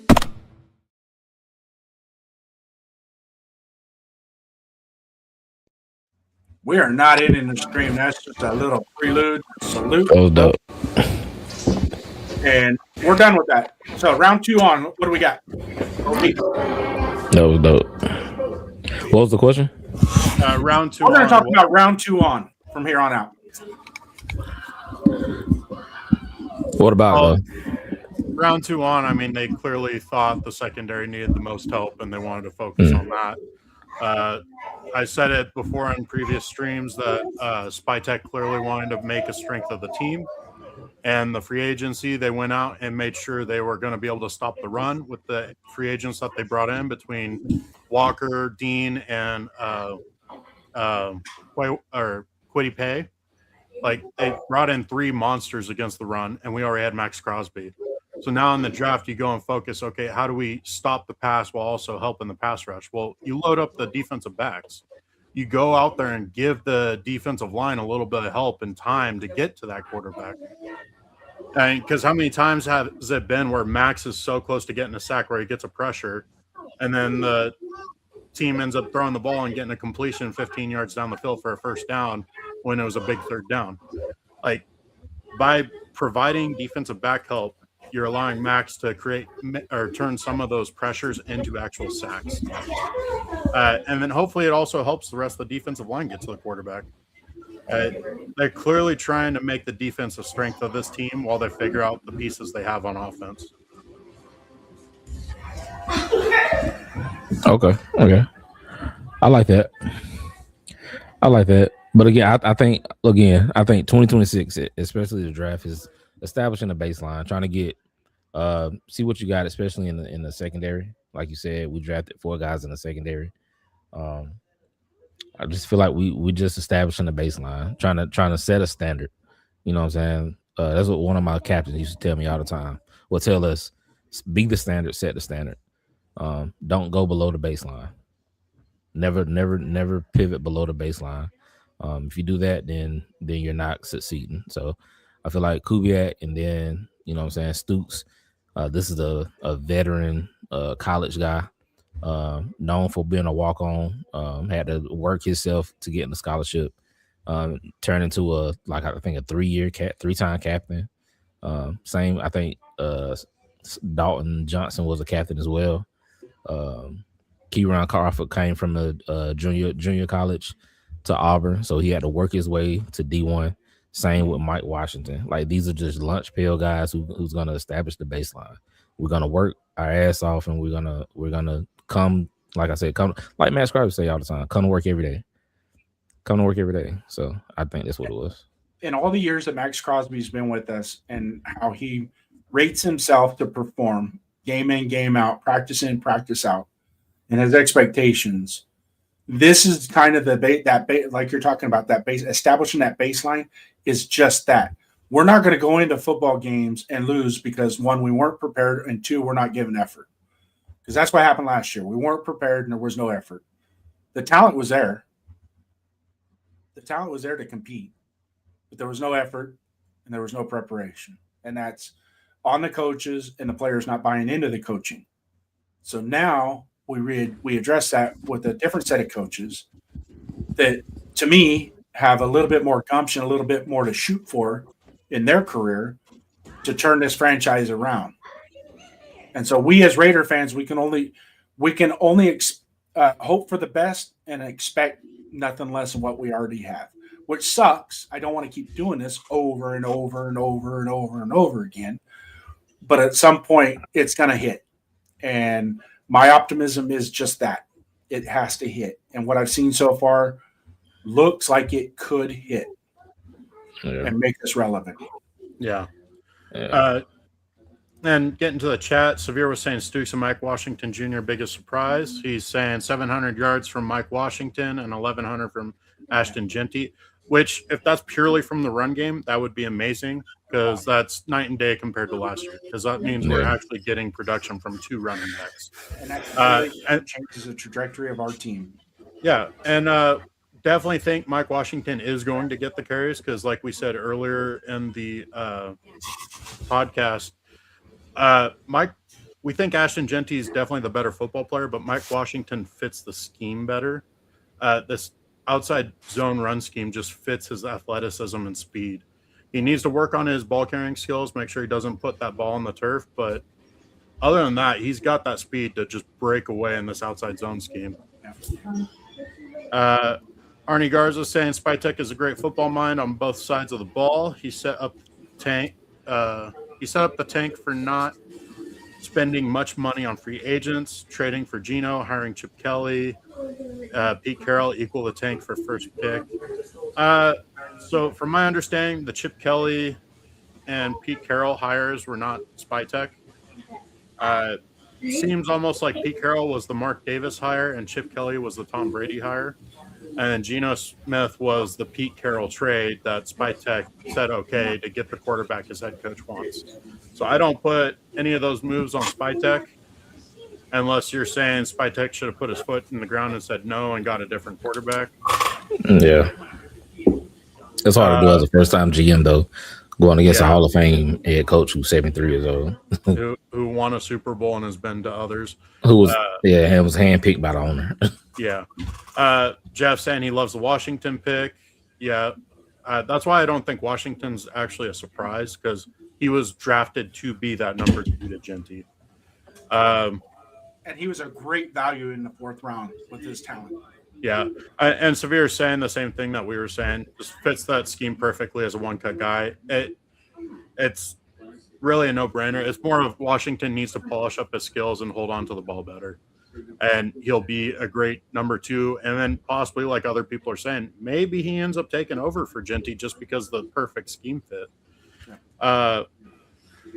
Queric answering the question from earlier, saying I would offer Mayer. Mayer probably looking at a Kuntz treatment deal-wise and he should understand. Yeah, he's had multiple injuries, and then he also had the one season, I think it was during AP's head coaching year, where he missed half the season or so because of personal matters. Yeah. And hey, the personal matters, I'm not going to question him on it. He thought that's what he needed to do, and he needs to do it. But now he's back in football, and his play on the field needs to show that he needs a bigger contract, or he may get that Kuntz treatment like Queric is saying here. Bueno calling out Arnie. As Bueno does. Bueno likes stirring the shit. And then Jeff's saying you think he takes carries from Genty. He sure does. I think we all think that. But mainly Kubiak said that before we even drafted a running back, that he wants multiple running backs to touch the ball. It's a long season for any one running back in the NFL to carry like they used to back in the day. Arnie Garza saying grades are just opinions on what can happen. I want 4 starters in year 3 to get a draft. I mean, that's ultimately what the real grades for drafting is, but you still have your instant opinions on stuff. Like, I know a lot of Raider fans were extremely disappointed in the draft as soon as the picks were made after the first round. But then after sleeping on it and going back and like thinking about the picks, like, okay, actually, no, they weren't as bad as we were thinking instantly. I know I was one that, like, why are we picking Stukes there after we traded back when we could have drafted McDonald? I know a lot of Raider fans really wanted McDonald. That was kind of the easy name that Raider Nation picked out. I didn't think we were going to go D-tackle. Just had a feeling, mainly because of how much D-tackles we already have on the roster. Yes, none of them are absolute standouts, but they're all legitimate NFL players. I was leaning towards defensive backs. I know the guy I really wanted was Chris Johnson, who was taken in the first round. What was your guys' instant reactions to that second round pick that we had? I was shocked. Not gonna lie to you, I was shocked. I was same thing. I was shocked and upset, and I thought, here we go again. This is just a repeat from last year's draft, and but we stayed at 38. We took Stukes. I still thought Stukes was more of a 48 to 55 kind of guy, but if you guys watched the draft, there was a lot of teams that did the same thing. If they had a guy that they wanted, they went up and got him. Yeah. Or they had him rated higher than what other teams did. And one of the guys in this draft, a defensive tackle that went higher than I thought he was going to, and I really like the guy. I think he's going to be a phenomenal NFL player, and that's Chris McClellan from Missouri. I had him about 115 to 125-ish in the draft. He went 77. Yeah. I was like, when he went 77, I go, crap. Everybody's doing it. It's not just us. It's everybody's doing this. And then when everybody else starts doing it, what happens? Then you got to do it too. And otherwise, if you sit there and wait for somebody to come to you, he's not coming to you. Somebody's going to jump up and get him. And this whole draft was such a basic draft as far as overall talent from 1 to 250 that, some people are like, oh, you reached. I'm like, well, yeah, on paper it might look like you might reach, but he's a good player and he's going to fill a need. So let's move on. Yeah, and going into the draft, it was starting to be consistently said that this was the draft to find starters. So is it really a reach for you to go pick a player who's going to be a starter on your team? I would argue no, especially if you're thinking that this draft wasn't completely loaded with star talent. Yeah. I mean, for me, like, I really like Kalen Rutledge, but I thought he was going to be a third-round guard, and he ended up going in the first round. Yeah, That shocked me. Great on him. I really like the player. I had another guard that I liked more, but I'm never going to knock a team going out and targeting the linemen that they want to improve their team. And I think in this draft, there's 2 position groups that were targeted, and that was the line and secondary, and everybody played those. Because really, in all honesty, with Darkside, I'm going to ask you this: there was no Calvin Johnson in this draft. There was no absolute in this draft coming out. Period. Right. Full stop. So where you drafted was basically you were going to have to go my priority position of need with the talent that is there. I got to take them. So. What do you say, Darkside? I mean, do you see anything different? No, I agree. 100%. There wasn't a Cam Newton. There wasn't a Myles Garrett. There wasn't that superstar, freak, athlete, talents, like uber talented type of guy in the draft. Like, it was a lot of guys that just came on this past year. So, yeah, I agree with you. But there was a lot of, like I said, lunch pail type guys you can trust, right? Like, you can trust a trading Stoops, right? Been there he's 24 years old, 6-year senior, 3-time captain. You can trust a guy like that. 3-time captain in Arizona with three safeties on the field. Like, you can trust a guy like that. Play multiple positions. Trey Zoom play all 5 positions. You can trust a guy like that. 3-year starter again. I think he won. He was the best pass pro guy last year. You can trust a guy like that. Yep. Fernando Mendoza, same thing. You can trust a guy like that. They just got good overall guys. But so yeah, I agree. Yeah, and I'm kind of on the fence, like with Severe on this. Is I may end up putting too much value in the age of a player coming out in college. I didn't realize when we did draft Stoots that he was that old. I believe he's 25. Mm-hmm. Do you guys care how old a player is coming out of college? Well, based on previous draft experiences, we're only I mean, how many draft picks do we have that we drafted 5 years ago? You know what I mean? So if we're going to draft a guy that's 25 years old, we already know we're going to get maybe 6-7 years out of him. If he gets a second contract, that'd be great. That'll be great. And 70 to have a solid defensive back for 6-7 years. And when I say solid, somebody that's going to compete for Pro Bowls, right? He might compete. I'm not saying he is, but there's a possibility his talent level rises to that level that he might be competing for Pro Bowls, down the road. So 6-7 years, that's fine. Because I mean, some of our legends that we hold to the altar, we only got 5, 6, 7 years out of. So to be 25, coming in at 25, the good thing about it is that we shouldn't. There's no wait and develop him. He's too old to wait and develop. Yeah, He's got to go. He got to hit the ground running. I'm gonna be honest. I knocked him during the pre-draft process because of that. Because you have a Dylan Thieneman, and you got Caleb Downs, who are 20 and 21 respectively. Mm-hmm. And then you got Traden Stoops, who's, like you said, is going to be 25 this year.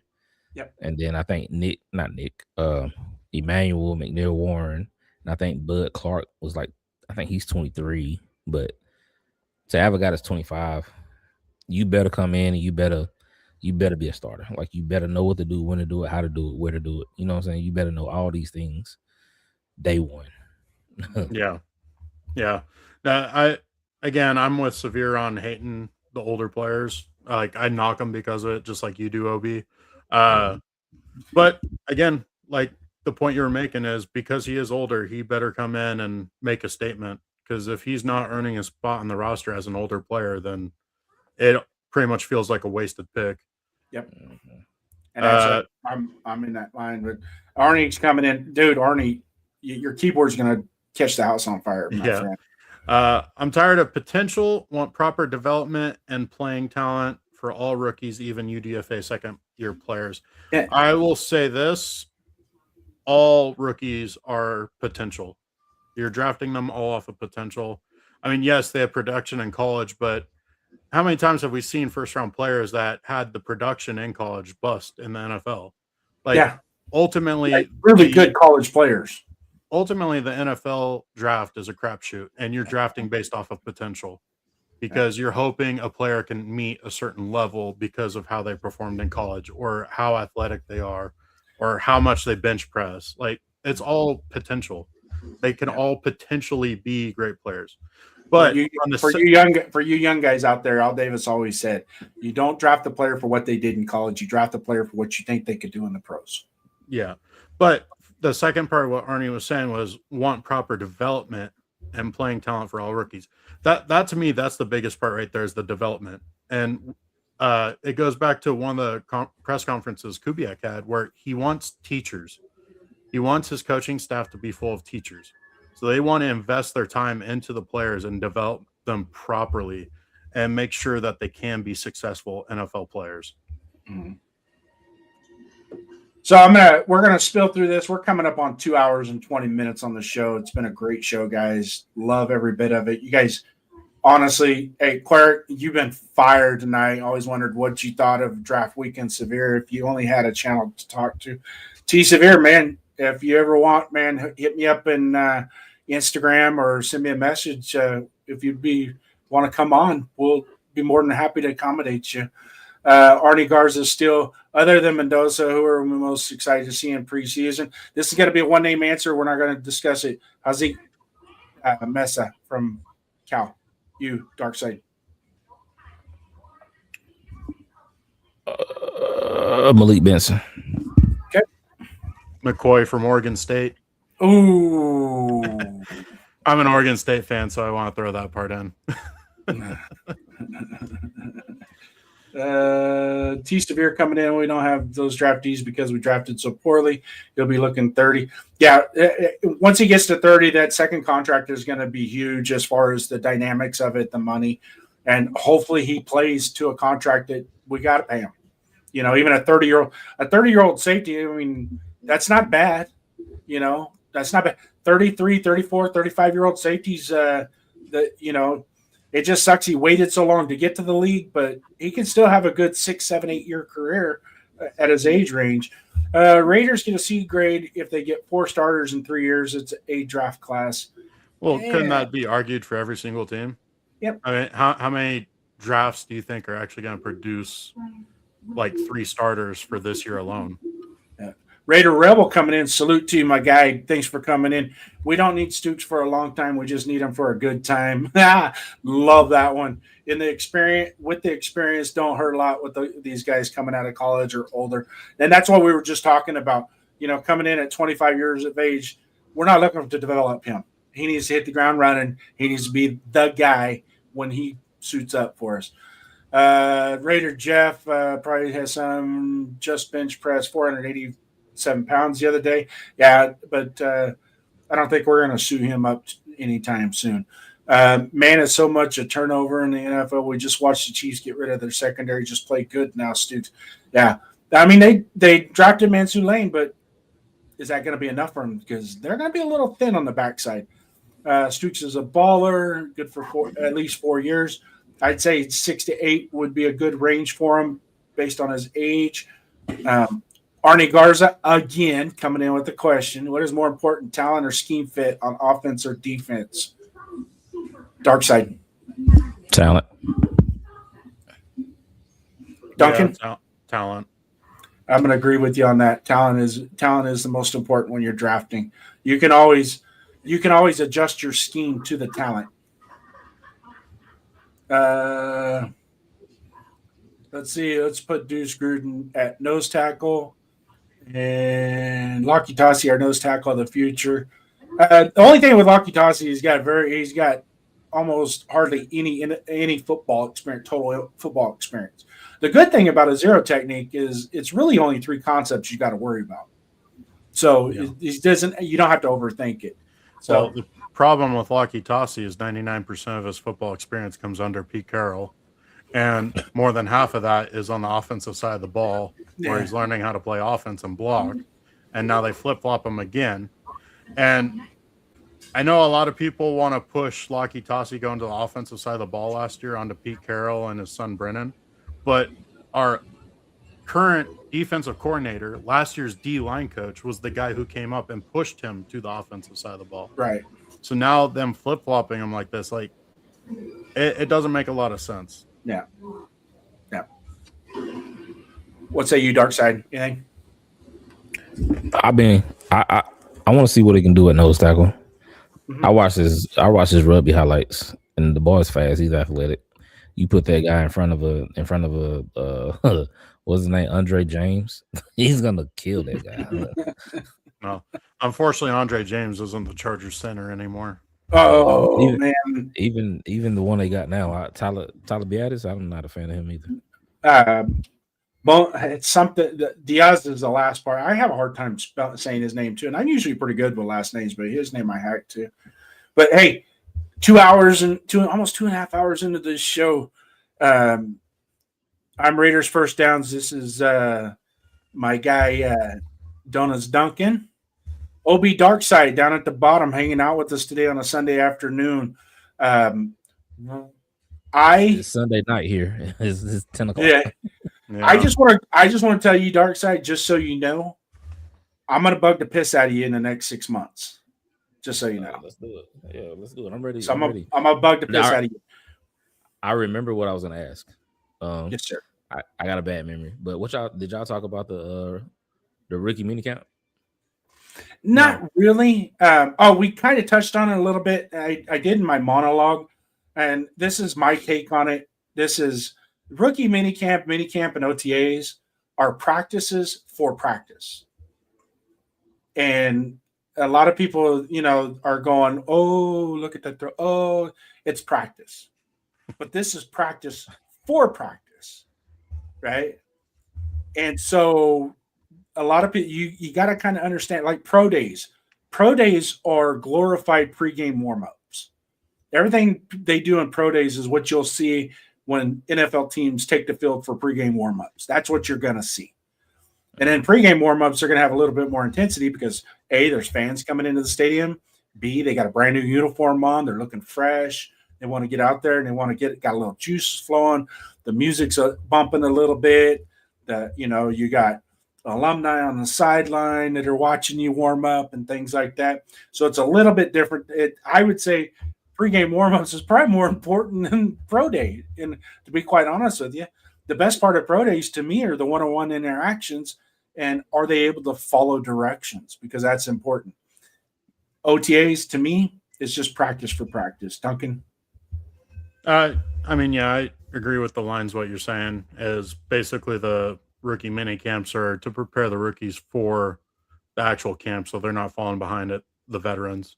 Mm-hmm. This is how we practice, the speed. When the vets come in, they're going to pick it up and try to get more out of you guys. So you need to be prepared. And if you can't keep up, see you bye. Pack your stuff up and go. Yep.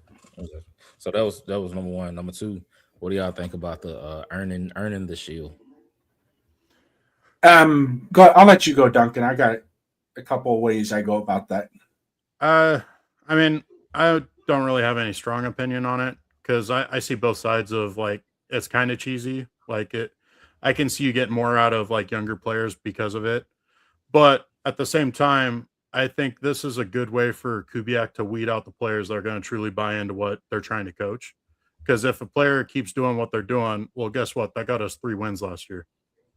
Like, if you're not going to buy into the system, we have no use for you. I don't care if you're Max Crosby, Ashton Genty, Brock Bowers. Like, if you're not going to be able to buy in the system, how much are you really going to help this team win? Yeah. So this is my agree take with Kubiak on this. Is a lot of times these rookies will come in and new veterans and people that are new to the team that weren't here before, and even some of the old guys that were on our team in the past, is sometimes during the process they're infatuated with the shield in and of itself. Because let's face it, when you put a Raider uniform on, you look bitching, right? So if you knock some of that bitching out and say, hey, we're going to go practice, we're going to get ready to play football and not get ready to look at ourselves in the freaking mirror, this is why we're going to do this. I get that. But the concept in and of itself that's derived from high school. Because when we were in high school, our coach used to take our decals off the helmet. If we lost on Friday night, we had to take our decals off the helmet. We didn't get our decals back. We actually had to play a game without decals because he was so pissed off at us. And see, our nickname was Dogs, D-A-W-G-S. I know Jeff just loves that name. Our mascot was the Bulldog, but we went by Dogs. It was D-A-W-G-S on our helmets. And whenever the coach said that. So that's hidey-ho high school bullshit as far as I'm concerned from the concept. But here's the pushback on that. A lot of freaking teams don't put their decals on their helmets during OTAs and minicamp. And has nothing to do with you got to earn it or anything. They just don't do that. I've seen Baltimore Ravens and other teams, and they just don't put the decals on the helmets for preseason because when the OTAs are done, they turn their helmets back in. They have to be readjusted, refitted with new gear inside and outside the helmet. They get their fit adjustments again. And then you got guys that ain't even going to be on the team, so you're going to take their helmet and throw it in a bin anyways. So why put a decal on the son of a bitch if you ain't even nobody's going to wear that helmet when the season starts, when training camp starts? Yeah. So it to me, it's twofold. It's cheesy the way it's being pronounced and presented. It's hidey-ho high school bullshit. But from a long range standpoint, it doesn't matter. Other teams do the same thing. Okay. Yeah. What was your take on it, OB? We did the same thing in college. Like you said, it's high school, college type stuff. We had to earn it. So, I feel like Kubiak, he came from Kansas.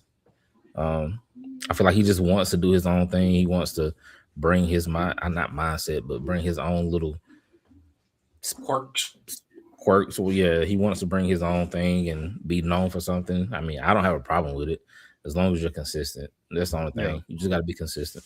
Just keep being honest, and the players are going to buy into you. That's the whole thing.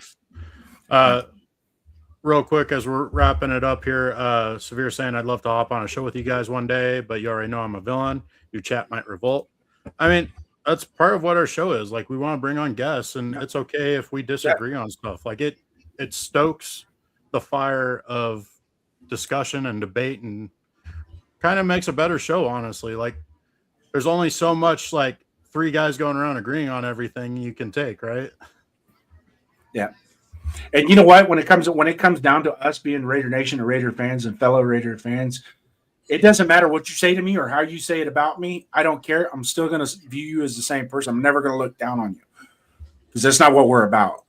Okay. As long as we're having a conversation, it's best we have a conversation than to remain silent. And nobody say anything. That's when shit gets bad.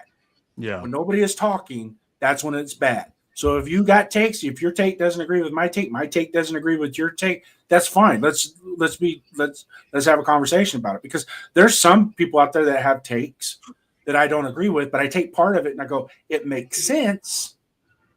But yet at the same time, I'm not gonna go twofold and agree with you, but I'm gonna take parts of it and say you're right to a certain degree.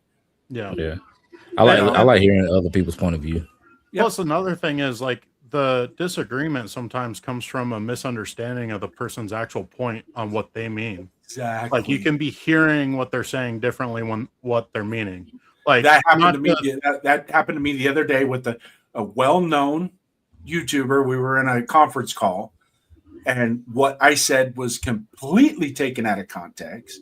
He understood it a certain way, started to challenge me, and then asked me, well, how old are you? Well, fuck, I'm older than you, son. It's like, no, that's not what I'm saying. Listen to what I'm saying. This is why I believe this, and I don't understand it. It doesn't make sense, which is fine. Maybe later on it'll make sense. But to make it a personal quandary, that's unfair. We don't do that. I'm not going to do that. Yeah. But closing question for you guys. Out of the UDFAs, not named Rogan Hemby, who are you looking forward most to that you think may make the 53-man roster? I personally like Chase Roberts, the receiver from BYU. Mm-mm. Go watch that kid, the BYU left tackle, number 71, Isaiah Tate, or whatever his name is, Tate. I was like, who the hell is that guy that we drafted? So I went, and I haven't watched full tape on him or an actual game, watch a whole game. I just kind of got glimpses of he's a UDFA. I'm not gonna spend a whole lot of time on. But I watched his highlight reel against Texas Tech. Texas Tech is legit. David Bailey, number 31, and I was like, oh, that was a good rep. That was a real good rep. Holy shit. And he was a UDFA. And I was like, all right. So I'm gonna do more deep diving into him just to see. But usually a left tackle, if he falls to UDFA, there's other issues. It's not just what, you know what I mean? There's probably more tape out there that, okay, he had 5 or 6 good reps against the number 1 pick in the draft, but there's probably about 7 or 8 reps where he just got his ass handed to him.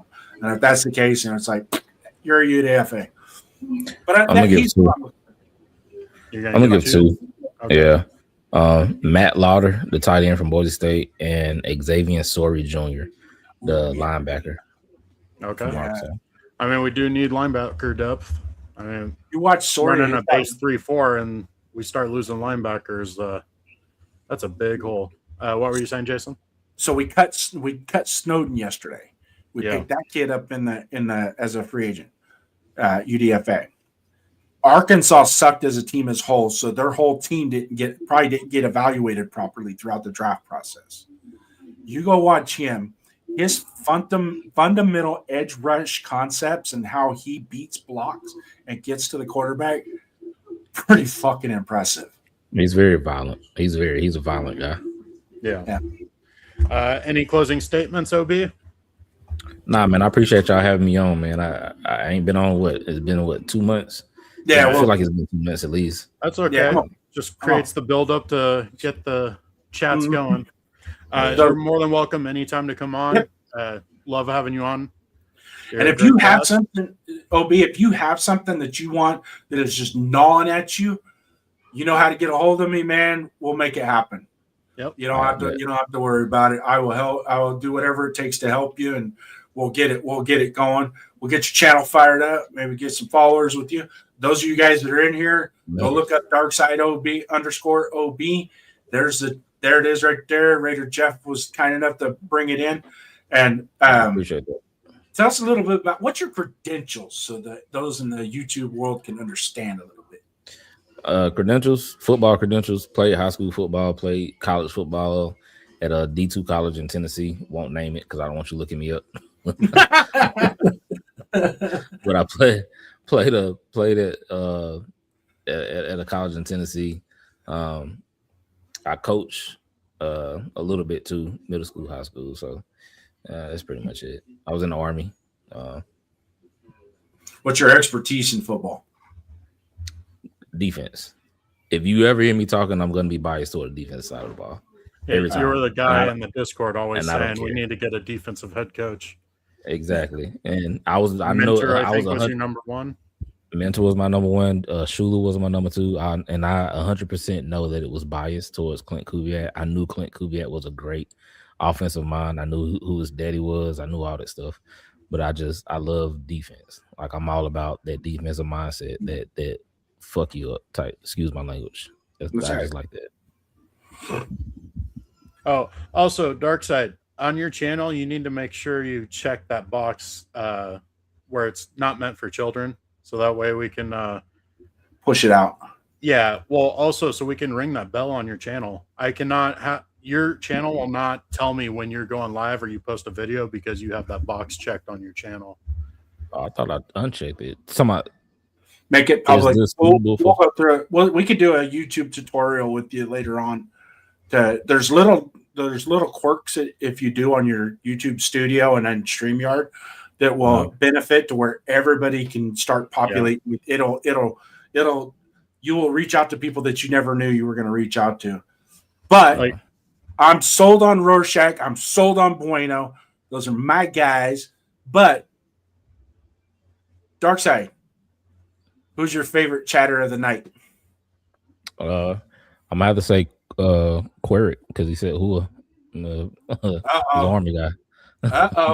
A little biasness there. Yeah, I'm telling you, I'm biased. I like who I like. Yeah, Queric, thanks for coming in, man. Obviously, your takes have been awesome, phenomenal. Welcome in here at any given time. Duncan, who do you got?